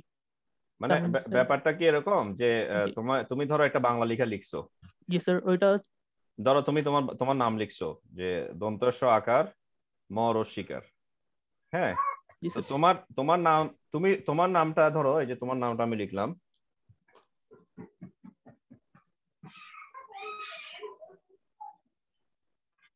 তোমার নামটা আমি লিখলাম, তাই তো? লোক, জি স্যার। তোমার নামটা আমি লিখছি না, দেখা জি যাচ্ছে, স্যার। পড়তে জি স্যার পারছো? দেখাচ্ছে। জি স্যার। এটা হচ্ছে আমার হ্যান্ড রিটেন, এটা আমার hand written name of you, but your hand written name of you will be different, তাই না? জি স্যার। তুমি যে লিখবা, তুমি যে এই জাস্ট এতটুকু লিখবা, বা তুমি যে তোমার পুরো নামটা লিখবা আব্দুর রহমান সামি, তোমার পুরো নামটা তুমি যে লিখবা, তোমার পুরো নাম যদি আমি লিখি, বা তোমার পুরো নামটা যদি মাইফি লিখে, বা তোমার পুরো নামটা যদি আসমা লিখে, এবং তোমার পুরো নামটা যদি তুমি লিখো, আমাদের চারজনের লেখা কি সেম হবে? No sir. ওকে, এখন তোমাকে উনি যে সাজেশনটা, বা উনি ওনার সাথে তোমার যে আলোচনাটা হয়েছে, তোমার যে যে যার কথা তুমি পরিচিত, যার কথা বললা, বা উনি কি তোমাকে এরকম কিছু বলছে যে যে লেখাটা আমরা লিখছি বাংলায় বা হাতে লেখা লিখছি, সেই হাতে লেখাটাই আমার টাইপিং লেখার যে প্যাটার্ন, সেই টাইপিং প্যাটার্নে চলে যাবে কোনো জি ওয়েতে, স্যার। জি স্যার এরকম ওইটাই। কিছু কিনা? জি স্যার ওইটাই, জাস্ট টাইপিং ওয়েতে চলে যাবে। মানে এটা কার হ্যান্ড রাইটিং সেটা এরকম কিছু করে নাই, মিন করে নাই। ওকে, তার মানে হচ্ছে এই যে আমি একটা বাংলা লেখা লিখছি, তার মানে এটাকে একটা একটা এই হ্যান্ড রিটেন ক্যারেক্টারটাকে টাইপিং ক্যারেক্টারে কনভার্ট করবে। ধরো এই কনভার্ট করবে। দন্তস্ব আকার মৌরসিকা যেটা আমি লিখলাম, দন্তস্ব আকার মৌরসিকা আমি যেটা লিখলাম, এটাকে আমি যদি টাইপে করি, আমি যদি অভ্র দিয়ে বা বিজয় দিয়ে লিখি, তখন লিখতে যেরকম দেখাবে ওই জায়গায় নিয়ে যাবে। এটা কি মিন করছে? জি স্যার ওরকম। ওকে, আচ্ছা, ঠিক আছে। আমার আমি আমার যে এই জিনিসটা, এবং ওইটা নিয়ে কি ওইটা নিয়ে কি উনি কোনো উনি এবার এটা এই জিনিসটা উনি তোমায় কেন বলছে? ওইটা নিয়ে উনি কাজ করতেছে এরকম কিছু একটা বলছিল আর কি, ওনাকে ওনার সাথে হেল্প করার জন্য। বা এটা কখন ওইরকম কথা হয়েছে? উদ্দেশ্য নেই। এটা কখন কথা হয়েছে ওনার সাথে? এটা প্রায় স্যার অনেক সময় গেছে, 3-4 মাস আগে কথা হয়েছে এটা নিয়ে। তো উনি কি এই কাজটা করে ফেলছেন? করতেছে, শুনছি এটা। ওকে, আচ্ছা। সো আমার যে বিষয়টা, এবং এটা নিয়ে একটা অলরেডি আমার একটা স্টুডেন্টের, মানে আমার আন্ডারে ছিল সে, এটা আমার কাজ বলা যাবে না, এটা আমার স্টুডেন্টের কাজ, কুমিল্লার একটা স্টুডেন্ট। এটা 2017 দিকে, 2017 বা 2018 দিকে এই কাজটা করা। এবং ও যে এই জিনিসটা করছে সেটা হচ্ছে, তুমি ওরকমই কিছু বা কাছাকাছি কিছু কাজ করতে পারো। ও যে কাজটা করছে সেটা হচ্ছে ক্যাপিটাল লেটার, ইংলিশের ক্যাপিটাল লেটারে, ধরো আমি যে তোমার নামটা আব্দুর রহমান সামি, ইংলিশের ক্যাপিটাল লেটারে আমি তোমার নামটা লিখলাম। তোমার নামটা লিখার পরে তোমার নামটাকেই আবার নোটপ্যাডে, তোমার নামটা আমি যে লিখছি, তোমার নামটা স্ক্যান করার পরে ওইটাতে নিউরাল নেটওয়ার্ক অ্যাপ্লাই করবে। নিউরাল নেটওয়ার্ক অ্যাপ্লাই করার পরে তোমার ওই নামটাই ও নোটপ্যাডে শো করবে। তুমি কিন্তু লিখছো হাতে, আচ্ছা। তোমার হাতে লেখাটা কিন্তু ও কি বলা যায়, তো ও এক্সামিন করে ও এটার উপর এক্সপেরিমেন্ট করবে, মানে সিস্টেম সিস্টেম ওই বিষয়টার উপরে, তোমার নামের উপরে এক্সপেরিমেন্ট করার পরে বলবে যে তোমার নামের ক্যাপিটাল লেটারে লিখলে এর টাইপ করলে এরকমই হবে। আমার কথা বুঝছো? মানে ওর কাজটা ছিল শুধুমাত্র Yes, sir. ইংলিশের ক্যাপিটাল লেটার নিয়ে। এখন বুঝ- ইংলিশের স্মল লেটারটা বাকি রয়ে গেল না। যেমন তোমাদের এখন যে জুম জুম টাইটেল যেটা আছে, সেখানে ক্যাপিটাল, ইউজুয়ালি আমাদের যে ক্যাপিটাল লেটার থাকবে কি নামের, বা প্রতিটা নামের প্রথম নামে প্রতিটা অংশের প্রথম অক্ষরটা হচ্ছে ক্যাপিটাল, মানে প্রতিটা অংশের প্রথম অক্ষরটা। যেমন আমাদের নাম অনেকের অনেক অনেক বড় বড় নাম থাকে, ঠিক আছে, ঠিক না? তো প্রতিটা নামের যে অংশ, সেই অংশের ফার্স্ট ওয়ার্ডটা হবে ক্যাপিটাল। যেমন তোমারটা দেখো আব্দুর রহমান, আব্দুরের এ বড় হাতের, রহমানের আর বড় হাতের। মাইফিটা দেখো মাইফি উল আসাদ, এম বড় হাতের, ইউ বড় হাতের, এ বড় হাতের। খেয়াল করছো? আমি Yes, sir. আমি যদি বলতাম মাইফিটা শুধু এম বড় হাতের হবে, মাইফি উল উল আসাদ, ইউটা ছোট হাতের, এ ছোট হাতের, হলে অসুবিধা কি? ঠিক না? কিন্তু আমরা তো ইউজুয়ালি ওভাবে লিখি না বা করি না। আমরা আমরা যখন নাম লিখতে যাই, আমাদের নামের যে যতগুলো অংশ থাকে, 2টা 3টা 4টা যতগুলো অংশ থাকে, প্রতিটা অংশের ফার্স্ট অক্ষরটা, ফার্স্ট লেটারটা ক্যাপিটাল হয়, তাই তো? Normally Yes, sir. ফার্স্ট লেটারটা ক্যাপিটাল হয়। সো ওভাবে যদি কিছু আমরা যদি করতে চাই, চিন্তা করি যে তোমার নামের ফার্স্ট লেটারটা ক্যাপিটাল হবে, বাকি মানে পার্টটা, নামের যে পার্ট পার্ট বাই পার্ট, প্রতিটা পার্টের ফার্স্ট লেটার ক্যাপিটাল হবে, বাকি পার্টগুলো স্মল। আবার নেক্সট পার্টের ফার্স্ট লেটার ক্যাপিটাল হবে, বাকি পার্টটা স্মল। আবার নেক্সট পার্টের ফার্স্ট লেটার ক্যাপিটাল হবে, বাকি পার্টটা স্মল লেটার হবে। Is it clear? So Yes, sir. In that sense যেটা ফ্যাক্ট, হ্যান্ড রিটেন ক্যারেক্টার রিকগনিশনে যে জিনিসটা ফ্যাক্টর সেটা হচ্ছে, অর্থাৎ তুমি যে লেখাটা লিখবা, তোমার হাতে লেখা সিস্টেম বুঝলো, আমার হাতে লেখাটাও সিস্টেম বুঝতে হবে না? Yes, sir. আবার যদি আসমা লিখে, আসমার হাতে লেখাটাও সিস্টেম বুঝতে হবে না? মাইফি লিখলে মাইফির হাতে লেখাটাও সিস্টেম বুঝতে হবে। অর্থাৎ সোজা কথায় তোমাকে এমন একটা ট্রেনিং করতে হবে, এমন একটা কি বলা যায়, এমন একটা এক্সামিন করতে হবে সিস্টেমের মধ্যে, যেটা দিয়ে বোঝা যাবে যে তুমি যে লেখাটা লিখছো, ধরো এ লিখছো, আব্দুর রহমানের এ লিখছো, তো এ লিখার পরে এ বি ডি ইউ আর, তো এই যে লেখাটা লিখছি, তোমার লেখার সাথে আমার লেখা বা আসমার লেখা বা মাইফির লেখা সামান্য ডিফারেন্স হবে না? তো সিস্টেম কিন্তু ওইটা তুমি তোমার B, A B D U R, তুমি যে পাঁচটা লেটার লিখছো, আসমা যে পাঁচটা লিখছে, আমি যে পাঁচটা লেটার লিখছি, মাইফি লিখছে, ও সবগুলোকে আব্দুর হিসেবেই ধরবে, আব্দুর রহমান। ঠিক আছে, তোমারটাকে আব্দুর রহমান হিসেবেই ধরবে, বা অন্য অন্য যারা আছে তাদেরটা আব্দুর রহমান হিসেবে ধরবে। অর্থাৎ সোজা কথায় আমি যদি লিখি Sami, S capital A M I, Sami, এই অংশ, এই যে লেখাটা আমি লিখলাম, এই লেখাটা আমার লেখার প্যাটার্ন হবে একরকম, আসমারটা হবে একরকম, মাইফিটা হবে একরকম, তোমারটা হবে আরেক রকম।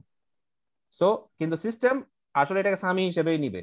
ধরো আমারটা যদি একটু এদিক ওদিক হয়ে যায়, বা সিস্টেম যদি এম এর ধরো আমি লিখলাম এম, ওকে, আমি যখন এম লিখবো, আমি যদি এম লিখার পরে সিস্টেম যদি এম এর এই অংশটা বাদ দিয়ে দেয়, তখন এটাতে এন হয়ে যাচ্ছে। কথাটা খেয়াল করছো? তখন এটা Yes, sir. কারো কল আসছে? ওকে, তখন এটা সামি না হয়ে সানি হয়ে যাবে। ওকে, অর্থাৎ তুমি জি, লিখছো স্যার। সামি, হ্যাঁ। কিন্তু যখন সেটা টাইপিং ক্যারেক্টার, তোমার হ্যান্ড রিটেনে সামি, কিন্তু টাইপিং এ গিয়ে সেটা সানি হয়ে যাবে। আমি কি ব্যাপারটা বোঝাতে পারছি? অর্থাৎ জি, সোজা স্যার। কথায় একটা ব্যাপার হচ্ছে, যেমন দেখো এই যে আমি যে লেখাগুলো লিখলাম, আমি চাচ্ছি এই লেখাগুলা হুবহু টাইপিং আকারে থাকুক। এটা পসিবল কিনা? পসিবল তো অবশ্যই পসিবল হবে তো। মানে এরকম তো স্যার। আমি যে হ্যাঁ। বিষয়টা বলতে চাচ্ছি সেটা জি তুমি স্যার। বুঝছো কিনা, মানে আমি জি বলতে স্যার। চাচ্ছি যে আমি এখানে যে লেখাগুলো লিখছি, সেই লেখাগুলা হুবহু একটা নোটপ্যাডে অথবা ওয়ার্ড প্যাডে মানে বা ডক ফাইলে এটা এরকমই চলে আসবে। অর্থাৎ আমার লেখাগুলোকে টাইপিং ফরম্যাটে নিয়ে সে একটা ওয়ার্ড ফাইল করবে, বা একটা ওয়ার্ড ফাইলের মধ্যে সেগুলো টাইপ করা থাকবে, ওয়ার্ড ফাইলটা সেভ করা পরের ব্যাপার, বা একটা নোটপ্যাড থাকবে, নোটপ্যাডটা পরবর্তীতে সেভ করা এটা পরের ব্যাপার। Is it clear to you? Yes sir. হ্যাঁ, তো এই জিনিসটা কেমন, তোমার কাছে কি মনে হচ্ছে, এটা কতটুকু ফিজিবল? এবং তুমি তোমাকে যেটা আমি তোমার জন্য সাপোর্টিং, আমি তোমার জন্য করতে পারি সেটা হচ্ছে, আমার ওই স্টুডেন্টের সাথে আমি তোমার সাথে যোগাযোগ করাই দিতে পারি। তুমি স্টুডেন্টের সাথে কথা বলো, ও যেভাবে কাজটা করছে, সেই কাজটা ও তো ইংলিশ ক্যাপিটাল লেটার নিয়ে করছে, ইংলিশের ক্যাপিটাল লেটার অনলি। কিন্তু খেয়াল করো, ক্যাপিটাল লেটার বোঝাটা অনেক ইজি, স্মল লেটার বোঝা কিন্তু টাফ। যেমন একজন বি লেখা, ক্যাপিটাল বি লেখা বা ক্যাপিটাল ডি লেখা, ইউ লেখা, ফাইন, কাছাকাছি। কিন্তু স্মল ইউ অনেকে এভাবে একটু টেনে দিবে, আবার এভাবে জাস্ট এমনি একটু দিয়ে দিবে। আবার ভি লেখার সময় ক্যাপিটাল ভি যখন আমরা লিখি, আমরা যখন ক্যাপিটাল ভি লিখি, ক্যাপিটাল ভি লিখলে জাস্ট একটা এরকম ভি চিহ্ন দিয়ে দিই। আবার অনেকে স্মল ভিটা লেখার সময় স্মল জাস্ট এটার পাশে স্মল, এই যে ছোট স্মল ভি, এটা স্মল ভি। আবার অনেকে কি করে, ভিটাকে এভাবে একটু গোল করে এভাবে দেয়, লুক, এবার উপরে একটা লুপ ক্রিয়েট করে ফেলে, তাই না? ছোটবেলায় আমরা ভি এভাবে লিখতাম, তাই না? আবার স্মল জেড লেখার সময় স্মল জেড লিখে এটা প্যাডটা কেটে দেয়, ঠিক না? আবার অনেকে কি করে, জেডটা লিখে তোমার এখানে নিচে আবার ওইটা যে জি এর মতো করে একটু টেনে দেয়, এই যে জেড অনেকে এভাবে লিখে না? জি স্যার। খেয়াল করছো কি কখনো? তার জি স্যার। মানে কিন্তু তুমি যদি ক্যাপিটাল জেড লিখতা, ক্যাপিটাল জেড জাস্ট এটার একটা বিগার ফরম্যাট হইতো আর কি। ক্যাপিটাল জেডটা বোঝাটা ইজি, কিন্তু স্মল জেড তুমি যদি একবার এভাবে লিখো, একবার এভাবে লিখো, সিস্টেম কনফিউজ হয়ে যাবে, তাই না? বাট ওইটাই হচ্ছে মেইন মেইন ট্রেনিং করাটো, মানে ট্রেন করাটার মেইন কাজ হচ্ছে ওই জায়গাটাতেই, মানে এক্সামিন করা এবং ট্রেন আপ করার, অর্থাৎ সিস্টেমকে, অর্থাৎ তুমি তার মানে সিস্টেমকে অনেকগুলো ডেটা তোমাকে শো করতে হবে, যে না তুমি এরকম কোন একটা প্যাটার্ন পাইলে তুমি ধরে নিবে এটা হচ্ছে স্মল জেড, তুমি এরকম কোন একটা প্যাটার্ন পাইলে ধরে নিবে এটা হচ্ছে স্মল জি, বা স্মল স্মল এইচ, স্মল কে, স্মল এল, এম, এন ইত্যাদি ইত্যাদি। অর্থাৎ তুমি ওকে অনেকগুলো ডেটা দিয়ে ওকে ট্রেন আপ করবা এবং ওকে বোঝানোর চেষ্টা করবা যে এরকম কিছু একটা পাইলে বা এতটুকু পর্যন্ত, বা এখানে আরেকটা জিনিস যেটা ও আমার ওই স্টুডেন্টের কাজটা ছিল, সেটা হচ্ছে ও কতটুকু পার্সেন্ট পর্যন্ত ম্যাচ করলে তুমি ধরে নিবে এটা হচ্ছে স্মল জেড বা small A B C D, কতটুকু পার্সেন্ট পর্যন্ত ম্যাচ করলে। অর্থাৎ তোমার এই এই যে লেখাটা তুমি এ লিখছো, তোমার এর সাথে এটাকে ও ওর ডেটা সেটের সাথে মিলাবে, ওর ডেটা সেটের সাথে কতটুকু ম্যাচ করছে। ধরো যদি 70% ম্যাচ করে বা 80% ম্যাচ করে, তাহলে তোমারটাকে এ হিসেবে ধরে নিবে, নাহলে অন্য কিছু ধরে ফেলবে, ও বা কাছাকাছি যেগুলো আছে, ও বা সি বা ইত্যাদি, এর কাছাকাছি যেগুলো গোল করে আসে আর কি, বা ই। আমরা অনেকে এ লিখতে গিয়ে মাঝে মাঝে এই জিনিস আমারও ভুল হয়, যে আমি মাঝে মাঝে এই যে এ লিখলাম না, এ লিখলাম ঠিক আছে, আবার ই লিখলাম, তো আমি তাড়াতাড়ি লিখতে গিয়ে মাঝে মাঝে এ এবং ই দুটোটা কাছাকাছি হয়ে যায়, এই জিনিস আমার ভুল হয়। তার মানে সিস্টেম যাতে এই ভুলটা না করে, তাহলে সিস্টেমকে ট্রেন আপ করতে হবে যে কতটুকু পর্যন্ত ম্যাচ করলে তুমি এটা এই হিসেবে কাউন্ট করবা, বা কতটুকু পর্যন্ত ম্যাচ করলে তুমি অন্য লেটার হিসেবে কাউন্ট করবা। এটা স্মল লেটারের ক্ষেত্রে, ক্যাপিটাল ও মেইনলি ক্যাপিটাল লেটার নিয়ে কাজ করছে। সো ক্যাপিটাল হোক স্মল হোক বা বাংলা হোক, বাংলাটা তো আরেকটু টাফ, কারণ আমাদের বাংলা লেখা এক একজনের এক এক রকম, আনবিলিভেবল আমাদের বাংলা লেখা। ওকে, সো এইটার কারণে সিস্টেম আরো বেশি কনফিউজ হয়ে যাবে। সো দ্য ফ্যাক্ট ইজ সিস্টেমকে ট্রেন আপ করানো বা সিস্টেমকে যে ট্রেনিং করানো যে বিষয়টা, সেটা সিস্টেমকে তুমি অনেক বেশি ডেটা দিতে হবে। তুমি যখন নিউমেরাস ডেটা দিয়ে দিবা সিস্টেমকে, এবং প্রতিটার জন্য যে ধরো একটা অক্ষর, তুমি প্রতিটা অক্ষর নিয়ে কিন্তু তোমাকে ট্রেনিং করতে হবে, প্রতিটা অক্ষর নিয়ে, সরিয়, সরেয়া, রশ্মি, দীর্ঘি, এভাবে প্রতিটা অক্ষর নিয়ে তুমি যখন ট্রেনিং করবা, সরিয়র জন্য তোমাকে অনেকগুলো প্যাটার্ন বা ইমেজ সিস্টেমকে দেখাইতে হবে, বলতে হবে যে এরকম হইলে এটা হবে সরিয়। তারপরে সরিয়ার জন্য অনেকগুলো ইমেজ তোমাকে সিস্টেমের মধ্যে সেভ করা থাকতে হবে, ডেটা সেট তোমাকে দিতে হবে। যদি তুমি বুঝাইতে পারো যে এটা হইলে সরিয়া, বা এটার সাথে 70% 80% ম্যাচ করলে তুমি ধরে নিবা, সিস্টেম ধরে নিবে এটা, সিস্টেমকে তুমি বলবা যে, তখন সিস্টেম বলবে এটা হচ্ছে সরিয়া। কারণ আমরা যেভাবে আমরা যেভাবে নর্মালি লিখি, সেই নর্মাল লেখাটা টাইপিং লেখাটা অনেক ডিফারেন্স। আমার কথা বুঝছো? তার মানে ওই কাজটা যদি সিস্টেম করতে যায়, তখন সিস্টেমকে তোমাকে যথেষ্ট পরিমাণ ডেটা সিস্টেমকে দিতে হবে। ধরো তুমি এই জায়গায় ভাষণ দিতে গেছো বা একটা স্পিচ দিতে গেছো, এখন তুমি যে জায়গাটাতে বা যে ইনস্টিটিউটে বা যেই অর্গানাইজেশনে বা যে কোম্পানিতে তুমি স্পিচ দিতে গেছো, একটা ভাষণ, একটা ডায়ালগ অংশগ্রহণ করতে গেছো, বা একটা ভাষণ দিতে গেছো, বা কোন একটা সেমিনারে অংশগ্রহণ করছো, একটা ওয়ার্কশপে অংশগ্রহণ করছো, তুমি জানোই না সেমিনারটা কি নিয়ে হচ্ছে, কোন বিষয়ের উপর হচ্ছে ওয়ার্কশপটা বা কর্মশালাটা, কোন বিষয়ের উপর হচ্ছে, বা তুমি যেখানে যে অর্গানাইজেশন বা যে কোম্পানিতে বা যে ইনস্টিটিউশনে গেছো, তুমি জানো না ওই ইনস্টিটিউশনের ব্যাকগ্রাউন্ড কি, ওই কোম্পানির ব্যাকগ্রাউন্ড কি, বা ওই অর্গানাইজেশন সম্বন্ধে বা কোম্পানি সম্বন্ধে তোমার যথেষ্ট পরিমাণ ধারণা নাই, ঠিক না? তখন তুমি দেখবা তুমি যে স্পিচ যখন দিতে যাবা, তখন তুমি অনেক কিছু না জেনেই বলে ফেলবা, কারণ তুমি তো ব্ল্যাঙ্ক, তোমার মধ্যে তো ওদের সম্পর্কে যথেষ্ট পরিমাণ ইনফরমেশন নাই। Is it clear? তখন তুমি অনেক কিছু অ্যাপ্রক্সিমেশনের উপর ভিত্তি করে তোমাকে বলতে হবে। কিন্তু তুমি যদি ওদের সম্বন্ধে এক্সাক্ট ডেটা বা ইনফরমেশন তোমার মাথার মধ্যে থাকে, যে ইনস্টিটিউটটা আসলে কি নিয়ে কাজ করে, এটার ব্যাকগ্রাউন্ড কি, এটার হিস্ট্রি কি, এটা কিভাবে এটা এতটুকু পর্যন্ত আসছে, এটা কিভাবে হয়েছিল, কিভাবে এটার বিগিনিং হয়েছে, অর্গানাইজেশনটা কিরকম বা কি নিয়ে অর্গানাইজেশনটা কাজ করে, কোম্পানিটা কি নিয়ে কাজ করে, এটার যে প্রোডাকশন গুলো কি নিয়ে হয়। সো এই জিনিসগুলো নিয়ে তুমি যখন চিন্তা করবা, বা একটা সেমিনারে তুমি যখন অংশগ্রহণ করবা, ওখানে যখন কোনো ডায়ালগে তুমি পার্টিসিপেট করবা, কোনো কনভারসেশনে পার্টিসিপেট করবা, কোনো সেমিনারে তুমি যখন কোনো স্পিচ দিবা, তখন যদি সেমিনার সম্বন্ধে বা সেমিনারের যে টাইটেল বা সেমিনারের যে টপিক, সেটা সম্বন্ধে তোমার যখন খুব ভালো এবং সম্যক ধারণা থাকবে, তখন তুমি সেমিনার সম্বন্ধে তুমি ভালো একটা স্পিচ দিতে পারবা। Is it clear? So same ওয়েতে তুমি যে সিস্টেমটা হ্যান্ড রিটেন ক্যারেক্টার রিকগনিশন যে সিস্টেমটা তুমি তৈরি করবা, সেখানে যদি তুমি সিস্টেমকে বলে দিতে পারো যে এই ডাটাগুলো থাকলে বা এই ডাটাগুলোর সাথে যদি তুমি 70% থেকে 80% ম্যাচ করাইতে পারো, এর বেশি পারলে তো আর ভালো, 90% 100% হলে তো পুরোটাই ম্যাচ হয়ে গেল। যদি মিনিমাম 70% বা 80% ম্যাচ করে, তাহলে তুমি ধরে নিবা এটা হচ্ছে ওই স্পেসিফিক লেটার বা ওই স্পেসিফিক অক্ষর। অর্থাৎ সোজা কথায় তুমি তোমার সিস্টেমকে ওভাবে ট্রেনিং করাইতে হবে বা সিস্টেমকে ওভাবে ডাটা বা ইনফরমেশন দিয়ে এনরিচ করতে হবে, যাতে তোমার সিস্টেমটা তুমি যে যখনই কোনো হ্যান্ড রিটেন ক্যারেক্টার আসবে, তোমার সিস্টেমটা ধরে ফেলতে পারে যে এটা হচ্ছে ওই ক্যারেক্টার বা ওই ওই ওই ওই অক্ষর বা ইংরেজি ওই লেটার। আর সবচেয়ে বড় ক্যারেক্টার কথাটা এই জন্য বলা হচ্ছে যে তোমার আমাদের যখনই আমরা ধরো এই যে এখানে ধরো আমি এখানে যে জিনিসগুলো লিখলাম, যেমন এখানে আমি আমি লিখছি ইংরেজিতে 1 2 3 4, এখানে তারিখ লেখা আছে বা ইত্যাদি, এই যে এখানে যেগুলো লেখা আছে, এখানে যা কিছু দেখছো। সো এই যে এখানে কিন্তু শুধুমাত্র যে অক্ষর বা লেটার আছে তা কিন্তু না, এখানে সংখ্যা থাকতে পারে, ডট থাকতে পারে, কমা থাকতে পারে, সেমিকোলন থাকতে পারে, কোলন থাকতে পারে, এক্সক্লামেটরি সিম্বল থাকতে পারে, অনেক কিছু থাকতে পারে। তার মানে ক্যারেক্টার মানে হচ্ছে নট অনলি লেটার্স। ক্যারেক্টার মানে হচ্ছে ওই যে আমাদের যেটা আমরা ইউজুয়ালি যেটা বলি যে আমরা যেটা আগে ছোটবেলায় আর একটু ছোট যখন তোমরা ছিল আর কি, মানে এখন থেকে আর একটু ছোট, সো তখন তোমরা পড়ছো যে কিভাবে আমরা বিভিন্ন ক্যারেক্টার রিপ্রেজেন্টেশন গুলো হয়, বিসিডি হোক, ASCII character, extended ASCII code, Unicode, এই যে ক্যারেক্টার গুলো রিপ্রেজেন্টেশন গুলো হয়, এবিসিডি কোড, এই যে এই ক্যারেক্টার গুলো, এই যে এগুলো দিয়ে এই কোড গুলো দিয়ে কি করা হয়, বিভিন্ন ক্যারেক্টারকে রিকগনাইজ করা হয় বা রিপ্রেজেন্ট করা হয়।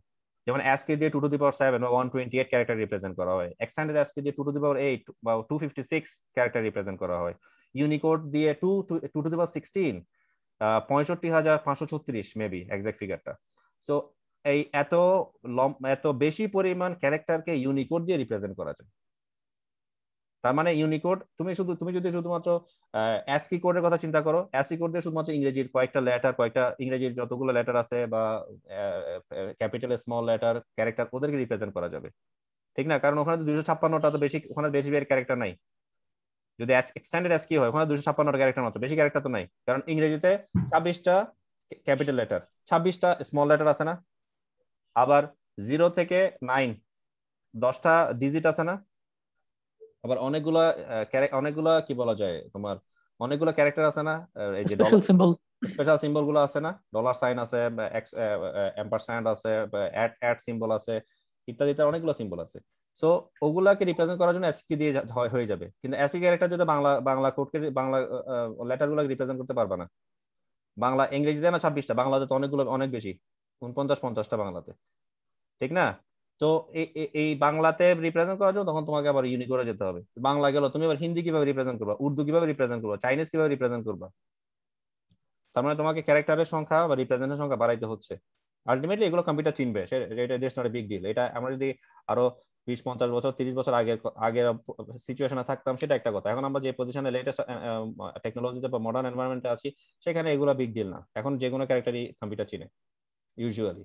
সো এখানে ক্যারেক্টার কথাটা বলা হচ্ছে এই জন্যই যে শুধুমাত্র অ্যালফাবেটিক্যাল লেটার নয়, ক্যারেক্টার মানে হচ্ছে অ্যালফাবেটিক্যাল লেটারের সাথে আরো কয়েকটা জিনিস। ডট সে চিনতে হবে, কতটুকু হলে সে ডট ধরে নিবে, কতটুকু হলে ডটের পরে যদি একটু টেনে দাও সেটা কমা হয়ে যাবে, কতটুকু হলে সেটা কমা হিসেবে নিবে, কতটুকু হলে সেটা আবার 2টা ডট হলে কতটুকু হলে সেটাকে কোলন হিসেবে নেবে, আবার একটা উপরে ডট একটা নিচে ডটটা আবার একটু টেনে দিলে সেটা সেমিকোলন হিসেবে নেবে। তার মানে মানে এখানে নিউমেরাস কাজ করার জায়গা আছে, এবং প্রতিটা ক্যারেক্টার দিয়ে আলাদা আলাদা ট্রেনিং করাইতে হবে সিস্টেমকে। আমি বুঝাতে পারছি? তো যাই হোক সামির, আমি মনে হয় কিছু মাথা খারাপ করে দিলাম। না স্যার। আমি আসলে যে জিনিসটা, এটা হচ্ছে জাস্ট আমার একটা সাজেশন, আমার একটা পছন্দ যে এবং এটা এই আইডিয়াটা মেইনলি আমার স্টুডেন্টের সাথে 2017-এর দিকে আমি ওর সাথে শেয়ার করছিলাম, এবং ও এই কাজটা সাকসেসফুলি করছে। যদি আমি ওকে বলছিলাম যে এভাবে করো, মানে স্মল লেটার নিয়েও কাজ করে, কিন্তু ওর সময় স্বল্পতার কারণে শুধুমাত্র ক্যাপিটাল লেটার নিয়ে কাজ করছে আর কি। তো এই বিষয়টা তুমি করতে পারো, আমার মনে হয় এটা একটা ভালো কাজ, মানে ল্যাঙ্গুয়েজ প্রসেসিং এর জন্য আর কি। সো এটা কম্পিউটারের বোঝার জন্য এই কাজটা তুমি করতে পারো। আর একটা ব্যাপার হচ্ছে যেটা তোমাদেরকে আমি বলছি যে তোমাদের প্রিভিয়াস সেমিস্টারে যে কাজগুলো হয়েছে বা এরকম বড় বড় বোন, আপু, বড় ভাই যারা এরকম কাজ করছে, তারা একটু এক্সকিউজ মি,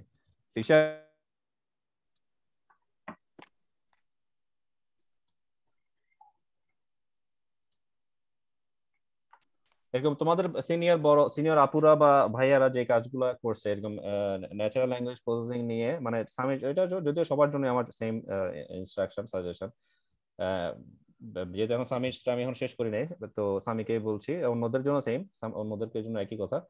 তো সামি এইটার আলোচনা করছো কিনা এরকম কারোর সাথে যারা এনএলপি নিয়ে কাজ করছে? জি স্যার, এই দুইজন করছিল সিনিয়র ভাই, ইমিডিয়েট সিনিয়র যারা এটা নিয়ে কাজ করছে। ওনারা জবের জন্য আসলে বেশি একটা টাইম দিতে পারে নাই আমাকে, তারপরে আর যোগাযোগ হয়নি ওনার সাথে। ওকে, তাহলে এখন তোমার তোমার থিঙ্কিংটা কি, তুমি কি স্যার চিন্তা করো? মাঝখানে স্যার আমি একটা টপিক নিয়ে দেখছিলাম, সেটা হচ্ছে যে থ্রেড ডিটেকশন নিয়ে। হুম, তো ওইটা থ্রেড ডিটেকশন ওইটা ফ্রম আমাকে ব্রিফ বাংলা করো, টেক্সট। ওইটা তো আমাকে ব্রিফ বাংলা করো। টেক্সট যেমন বিভিন্ন সোশ্যাল মিডিয়াতে বিভিন্ন যে মানুষ যারা কমেন্ট করে বা বিভিন্ন ধরনের পোস্ট দেয়, তো ওইগুলো থেকে কিভাবে থ্রেডটা, এটা কোন টাইপের থ্রেড, ওটা ডিটেকশন করাটাই থ্রেট, মূলত। Is it threat or hate speech? Thread মূলত থ্রেড নিয়ে। থ্রেট মানে হেট স্পিচ না, মানে অ্যাবিউসিভ না। তোমার একটা কাজ ছিল, মানে তুমি যে পেপার শেয়ার করছো ওখানে প্রথমটা জি স্যার। যেটা ছিল sequence classification with theme and attention detection. Sequence classification with theme and attention detection, ওখানে ওরা তিনটা জিনিস নিয়ে কাজ করছে।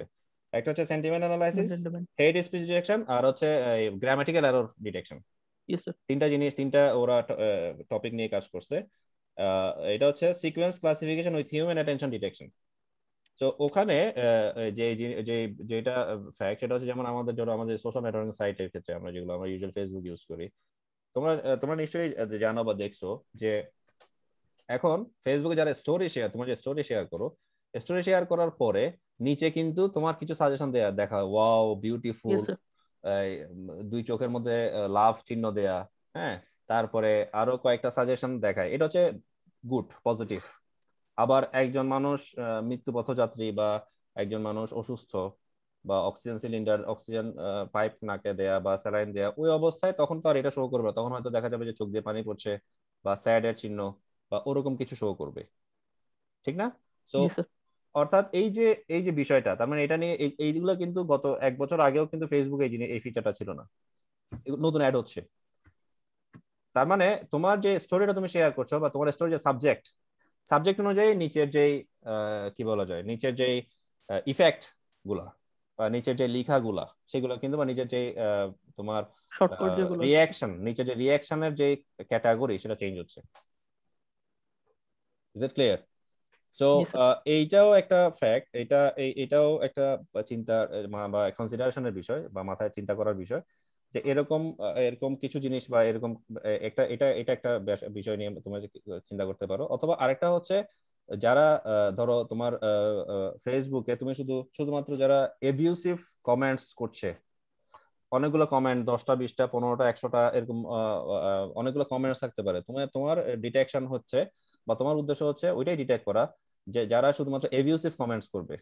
এবিউসিভ মানে ওখানে কিছু ওই তোমার নেগেটিভ কিছু কথা, নেগেটিভ যদি কোনো কথা থাকে, নেগেটিভ কোনো কথা মানে হচ্ছে নেগেটিভ মানে হচ্ছে যে আমি এই কাজটা পারবো না, আমি এটা করতে পারবো না, আমাকে বলে লাভ নাই, দ্যাটস আ নেগেটিভ, ঠিক না? কিন্তু এখানে কিন্তু তুমি কাউকে কোনো গালি দিচ্ছ না, দ্যাটস নট এবিউসিভ, এটা কোনো হেট স্পিচ নয়, negative comment, that is alright. তার মানে নেগেটিভ কমেন্ট আর হেট স্পিচের মধ্যে কিন্তু ডিফারেন্স আছে। এবিউসিভ আর নেগেটিভ দুইটার মধ্যে আবার ডিফারেন্স আছে। এবিউসিভ মানে হচ্ছে তুমি যদি কাউকে গালাগালি করো বা তুমি যদি কাউকে কোনো খারাপ কথা বলো বা তুমি যদি কাউকে কি বলা যায়, তুমি যদি কাউকে খারাপ উদ্দেশ্যে বা ব্যাড ইন্টেনশন থেকে, অসৎ উদ্দেশ্যে তুমি যদি কাউকে কিছু বলো, ওকে, বা তুমি যদি ওর ওর অমঙ্গল কামনা করে কিছু বলো, ইজ ইট ক্লিয়ার? সো এই জিনিসগুলো হচ্ছে অ্যাবিউসিভ। তো এটা এটা আরেকটা, এই জিনিসটা করা যায় কিনা, এবং আমার যতটুকু ধারণা এরকম কিছু কাজ মেবি আগের সেমিস্টারে 2-1টা ছেলে মেয়ে করছে আমার যতটুকু মনে পড়ে। জি স্যার, এবিউসিভ, হ্যাঁ এবিউসিভ ইয়া নিয়ে কাজ করছে স্যার। তো এই জিনিসটা এটা একটু দেখতে পারো, এগুলো কিন্তু ন্যাচারাল ল্যাঙ্গুয়েজ প্রসেসিং এর মধ্যে পড়ে, এইটা একটু দেখতে পারো, এটা নিয়ে কাজ করতে পারো। আর তোমার যে পেপারগুলো শেয়ার করছো ওই পেপারগুলোর কাজগুলা সবগুলা কাজই খুব ভালো কাজ, কিন্তু ওই কাজগুলা, খুব ভালো কাজগুলা করার জন্য কিন্তু খুব ভালো সময় দিতে হবে, এবং তোমার অনেক বেশি নাম্বার অফ পার্সনস বা নাম্বার অফ ইন্ডিভিজুয়ালস অনেক বেশি হইতে হবে। তুমি একা it's not possible for you. যেটা তোমাকে আমি প্রথমেই বললাম ক্লাস আমাদের আজকে মিটিং এর প্রথমে। সো এখন তোমার প্রতি আমার যে সাজেশন সেখানে এই যে 2-3টা সাজেশন আমি তোমাকে দিলাম। একটা হচ্ছে প্রথমে যেটা নিয়ে আমি তোমাকে আমরা যেটা নিয়ে অনেক বেশি সময় আমরা কথা বলছি, সেটা হচ্ছে হ্যান্ড রিটেন ক্যারেক্টার রিকগনিশন নিয়ে, অর্থাৎ হাতে লেখা ক্যারেক্টার। হ্যাঁ, আর একটা হচ্ছে তোমার ওই যে ফেসবুক আমরা বিভিন্ন স্টোরি দেখি, স্টোরির উপর ভিত্তি করে স্টোরিকে আরো কিভাবে প্রিসাইজ করা যায়। যেমন একটা স্টোরিতে দেখলাম যে একটা মানুষ, তোমরা এটা হয়তো খেয়াল করছো, একটা মানুষ এই হাসপাতালের ইয়াতে করোনা আক্রান্ত, শ্বাসকষ্টে ফ্লোরে পড়ে আছে, কিন্তু নিচে নিচে শো করছে ওয়াও বিউটিফুল ইত্যাদি শো করছে। তার মানে স্টোরির সাথে এটা যাচ্ছে না। তার মানে that's a that's a that's an error detecting the subject, তাই না? কারণ স্টোরির সাবজেক্টটা একরকম, ওর সাজেশন দেখাচ্ছে আরেক রকম, মানে স্টোরি সাবজেক্টের সাথে কোনো রেলেভেন্স নাই।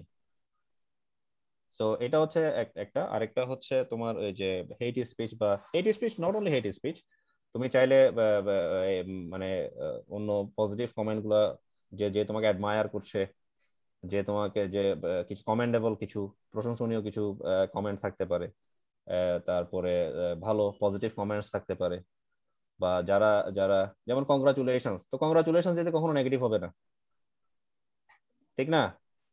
কেউ তো কখনো বলবে না যে কংগ্রাচুলেশনস তোমার অমুক মারা গেছে, এরকম তো বলবে না। কংগ্রাচুলেশনস যে তুমি এটা পাইছো, কংগ্রাচুলেশনস তোমাকে এটা দেওয়া হয়েছে। যেমন আমার কিছুক্ষণ আগে আমাকে কত টাকা আসছে, 6 টাকা আসছে মনে হয় বিকাশে ক্যাশব্যাক। হ্যাঁ, তো আমাকে বলছে congratulations you have received a cashback 6 টাকা, 6 বিডিটি 6, তাই না? সো হোয়াট এভার, 6 টাকা পাইছি তো, so that's why congratulations. Okay. So অনেকে আমরা যখন কেউ যদি একটা ভালো ভালো কাজ করে, তার পেপার যদি কোথাও একটা ভালো জায়গায় পাবলিশ হয়, সে যদি একটা ভালো চাকরি পায়, বা সে সে যদি, বা তার যদি প্রমোশন হয়, বা কেউ যদি প্যারেন্টস হয়, নিউ নিউ বেবির বাবা মা হয়, সো এইসব কেউ যদি বিয়ে শাদী করে, হ্যাঁ, সো এইসব ক্ষেত্রে যেটা হয় আমরা কংগ্রাচুলেট করি। So that is positive. তো ওইটা কংগ্রাচুলেশন থাকলে তুমি বুঝে যাবে যে এটা আসলে এটা সবগুলো পজিটিভ কমেন্ট, এটা ডিটেক্ট করা অনেক ইজি। কিন্তু এটাও করতে পারো, এই কাজটাও করতে পারো, মানে তোমার এখানে হেট স্পিচ থাকতে পারে, তোমার এখানে পজিটিভ কমেন্টস থাকতে পারে, এবং মানে এটা ডিটেক্ট করা, বা তোমার এখানে যতগুলো কমেন্ট আছে, বা তুমি একটা কাজ, তুমি একটা, বা তুমি এই জিনিসটা কখন হবে, তুমি যখন একটা ভালো চাকরি পাবা, বা তোমার যখন প্রমোশন হবে, বা তোমার যখন বেবি হবে, তুমি যখন এটা ফেসবুকে পোস্ট দিবা, তখন কি কেউ তোমাকে বলবে, কোনো কেউ তো তোমাকে বা তোমার যদি কোনো শত্রুও থাকে, বা তোমার যদি কোনো ওয়েল উইশার নাও থাকে, সেও তো তোমার ওখানে কমেন্টে সে তোমাকে ব্যাড উইশ করবে না। তোমার সাথেও শত্রুতা আছে সেটা অন্য জায়গায়, সে কিন্তু তোমার কমেন্টে সেটা তোমাকে শো করবে না, লিখবে না কখনো। আমার কথা বুঝছো? বা তোমার সাথে যদি ওর মনোমালিন্য থাকেও, শত্রুতা থাকেও, ও কিন্তু মানুষজনকে দেখানোর জন্য হইলেও কিন্তু ওখানে ওয়েল উইশ করবে। ব্যাপারটা কি বোঝাতে পারছি? জি তো স্যার। এটা হচ্ছে একটা ব্যাপার। কিন্তু তুমি যদি সমসাময়িক কোনো ঘটনা নিয়ে লিখো, ওই সমসাময়িক কোনো ঘটনা নিয়ে কেউ ওইটার পক্ষে থাকবে, কেউ ওইটার বিপক্ষে থাকবে। একটা ঘটনা ঘটছে, মনে করো কোনো এক জায়গায় একটা ঘটনা ঘটছে, তো ওই ঘটনার পেছনে কালপ্রিট কারা? তুমি মনে করো যে আমার দেশে এক্স কালপ্রিট, আরেকজন বলবে যে না ওয়াই কালপ্রিট, ঠিক না? তখন তখন যদি তুমি যখন সমসাময়িক কোনো ঘটনা নিয়ে কোনো একটা পোস্ট দিবা, তখন দেখবো ওখানে কমেন্টের মধ্যে অনেকে পজিটিভ কমেন্ট করছে, আবার অনেকে তোমার সাথে দ্বিমত পোষণ করে নেগেটিভ কমেন্ট করছে। তখন বোঝা যায় যে আসলে কোনটা পজিটিভ কোনটা নেগেটিভ, এবং সামওয়াট কিছু যদি অ্যাবিউসিভ কমেন্ট থাকে সেটাও থাকতে পারে। আমি কি বোঝাতে পারছি? জি স্যার। তো ওই সামির জন্য যেটা আমি সামিকে আমি একটু আমি সামির ব্যাপারে একটু ডিফারেন্সিয়েট করি, সেটা হচ্ছে সামিকে আমি স্পেসিফিক, আমি যেভাবে আসমা এবং মাইফিকে কিছু স্পেসিফিক ব্যাপারে আমি সাজেস্ট করছি, আমি সামির ব্যাপারে আমি কিছু স্পেসিফিক ব্যাপারে সাজেস্ট করতে পারি নাই। ওকে। সো সেই জন্য অ্যাপারেন্টলি তোমার কাজটা একটু কঠিন, এবং তোমাকে আর একটু অন্যদের সাথে কমিউনিকেট করতে হবে, কথা বলতে হবে, এবং এরপরে তুমি তোমার কাজটা শুরু করো। Okay sir. এবং এটা যত কুইক করবে, তুমি তোমার কাজেও তত তাড়াতাড়ি যেতে পারবে, বা কাজে তোমার মূল কাজটা তুমি তত তাড়াতাড়ি যেতে পারবে। Is it clear to you? জি স্যার। আমি কি বোঝাতে পারছি? সো আর তোমাকে আমার স্টুডেন্টের সাথে আমি তোমাকে যোগাযোগ করাই দিব, এবং আমার স্টুডেন্টকে আমি বলে দিব তুমি ওর সাথে কথা বলতে পারো, এবং ওর যতটুকু, ও হয়তো ও একটা চাকরিতে জয়েন করছে, সো ও যতটুকু তোমাকে ওর মানে ফ্রি টাইমে যতটুকু তোমাকে সময় দিতে পারে আর কি। আমি ওকে রিকোয়েস্ট করবো যাতে তোমাকেও কোঅপারেট করে, সাপোর্ট করে। আর বাকি যে আরেকটা আর হচ্ছে তোমার প্রিভিয়াস সেমিস্টারে যে বড় আপু বা ভাইয়ারা আছে তাদের সাথে একটু কমিউনিকেট করে যোগাযোগ করে ওরা এই ধরনের কি কাজ করছে। ওকে ঠিক আছে, স্যার। ওখান থেকে একটা এক্সট্রাক্ট করে ওইটা আমার সাথে ফোনে কথা বললেই হবে। ওইটা এই আর মিটিং আমরা কি ঈদের আগে কি আরেকদিন বসতে পারি? Next next Sunday, Saturday, Sunday, Monday. আমি টিউসডে হয়তো বাড়িতে যেতে পারি, আগামী আগামী মঙ্গলবারে।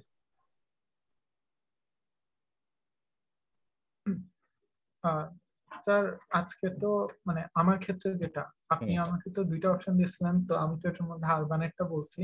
তো এখন হচ্ছে নেক্সট স্টেজটা কি, মানে এখন কি ডাটা সেট দেখবো না কি করবো, এটা যদি বলেন তাহলে।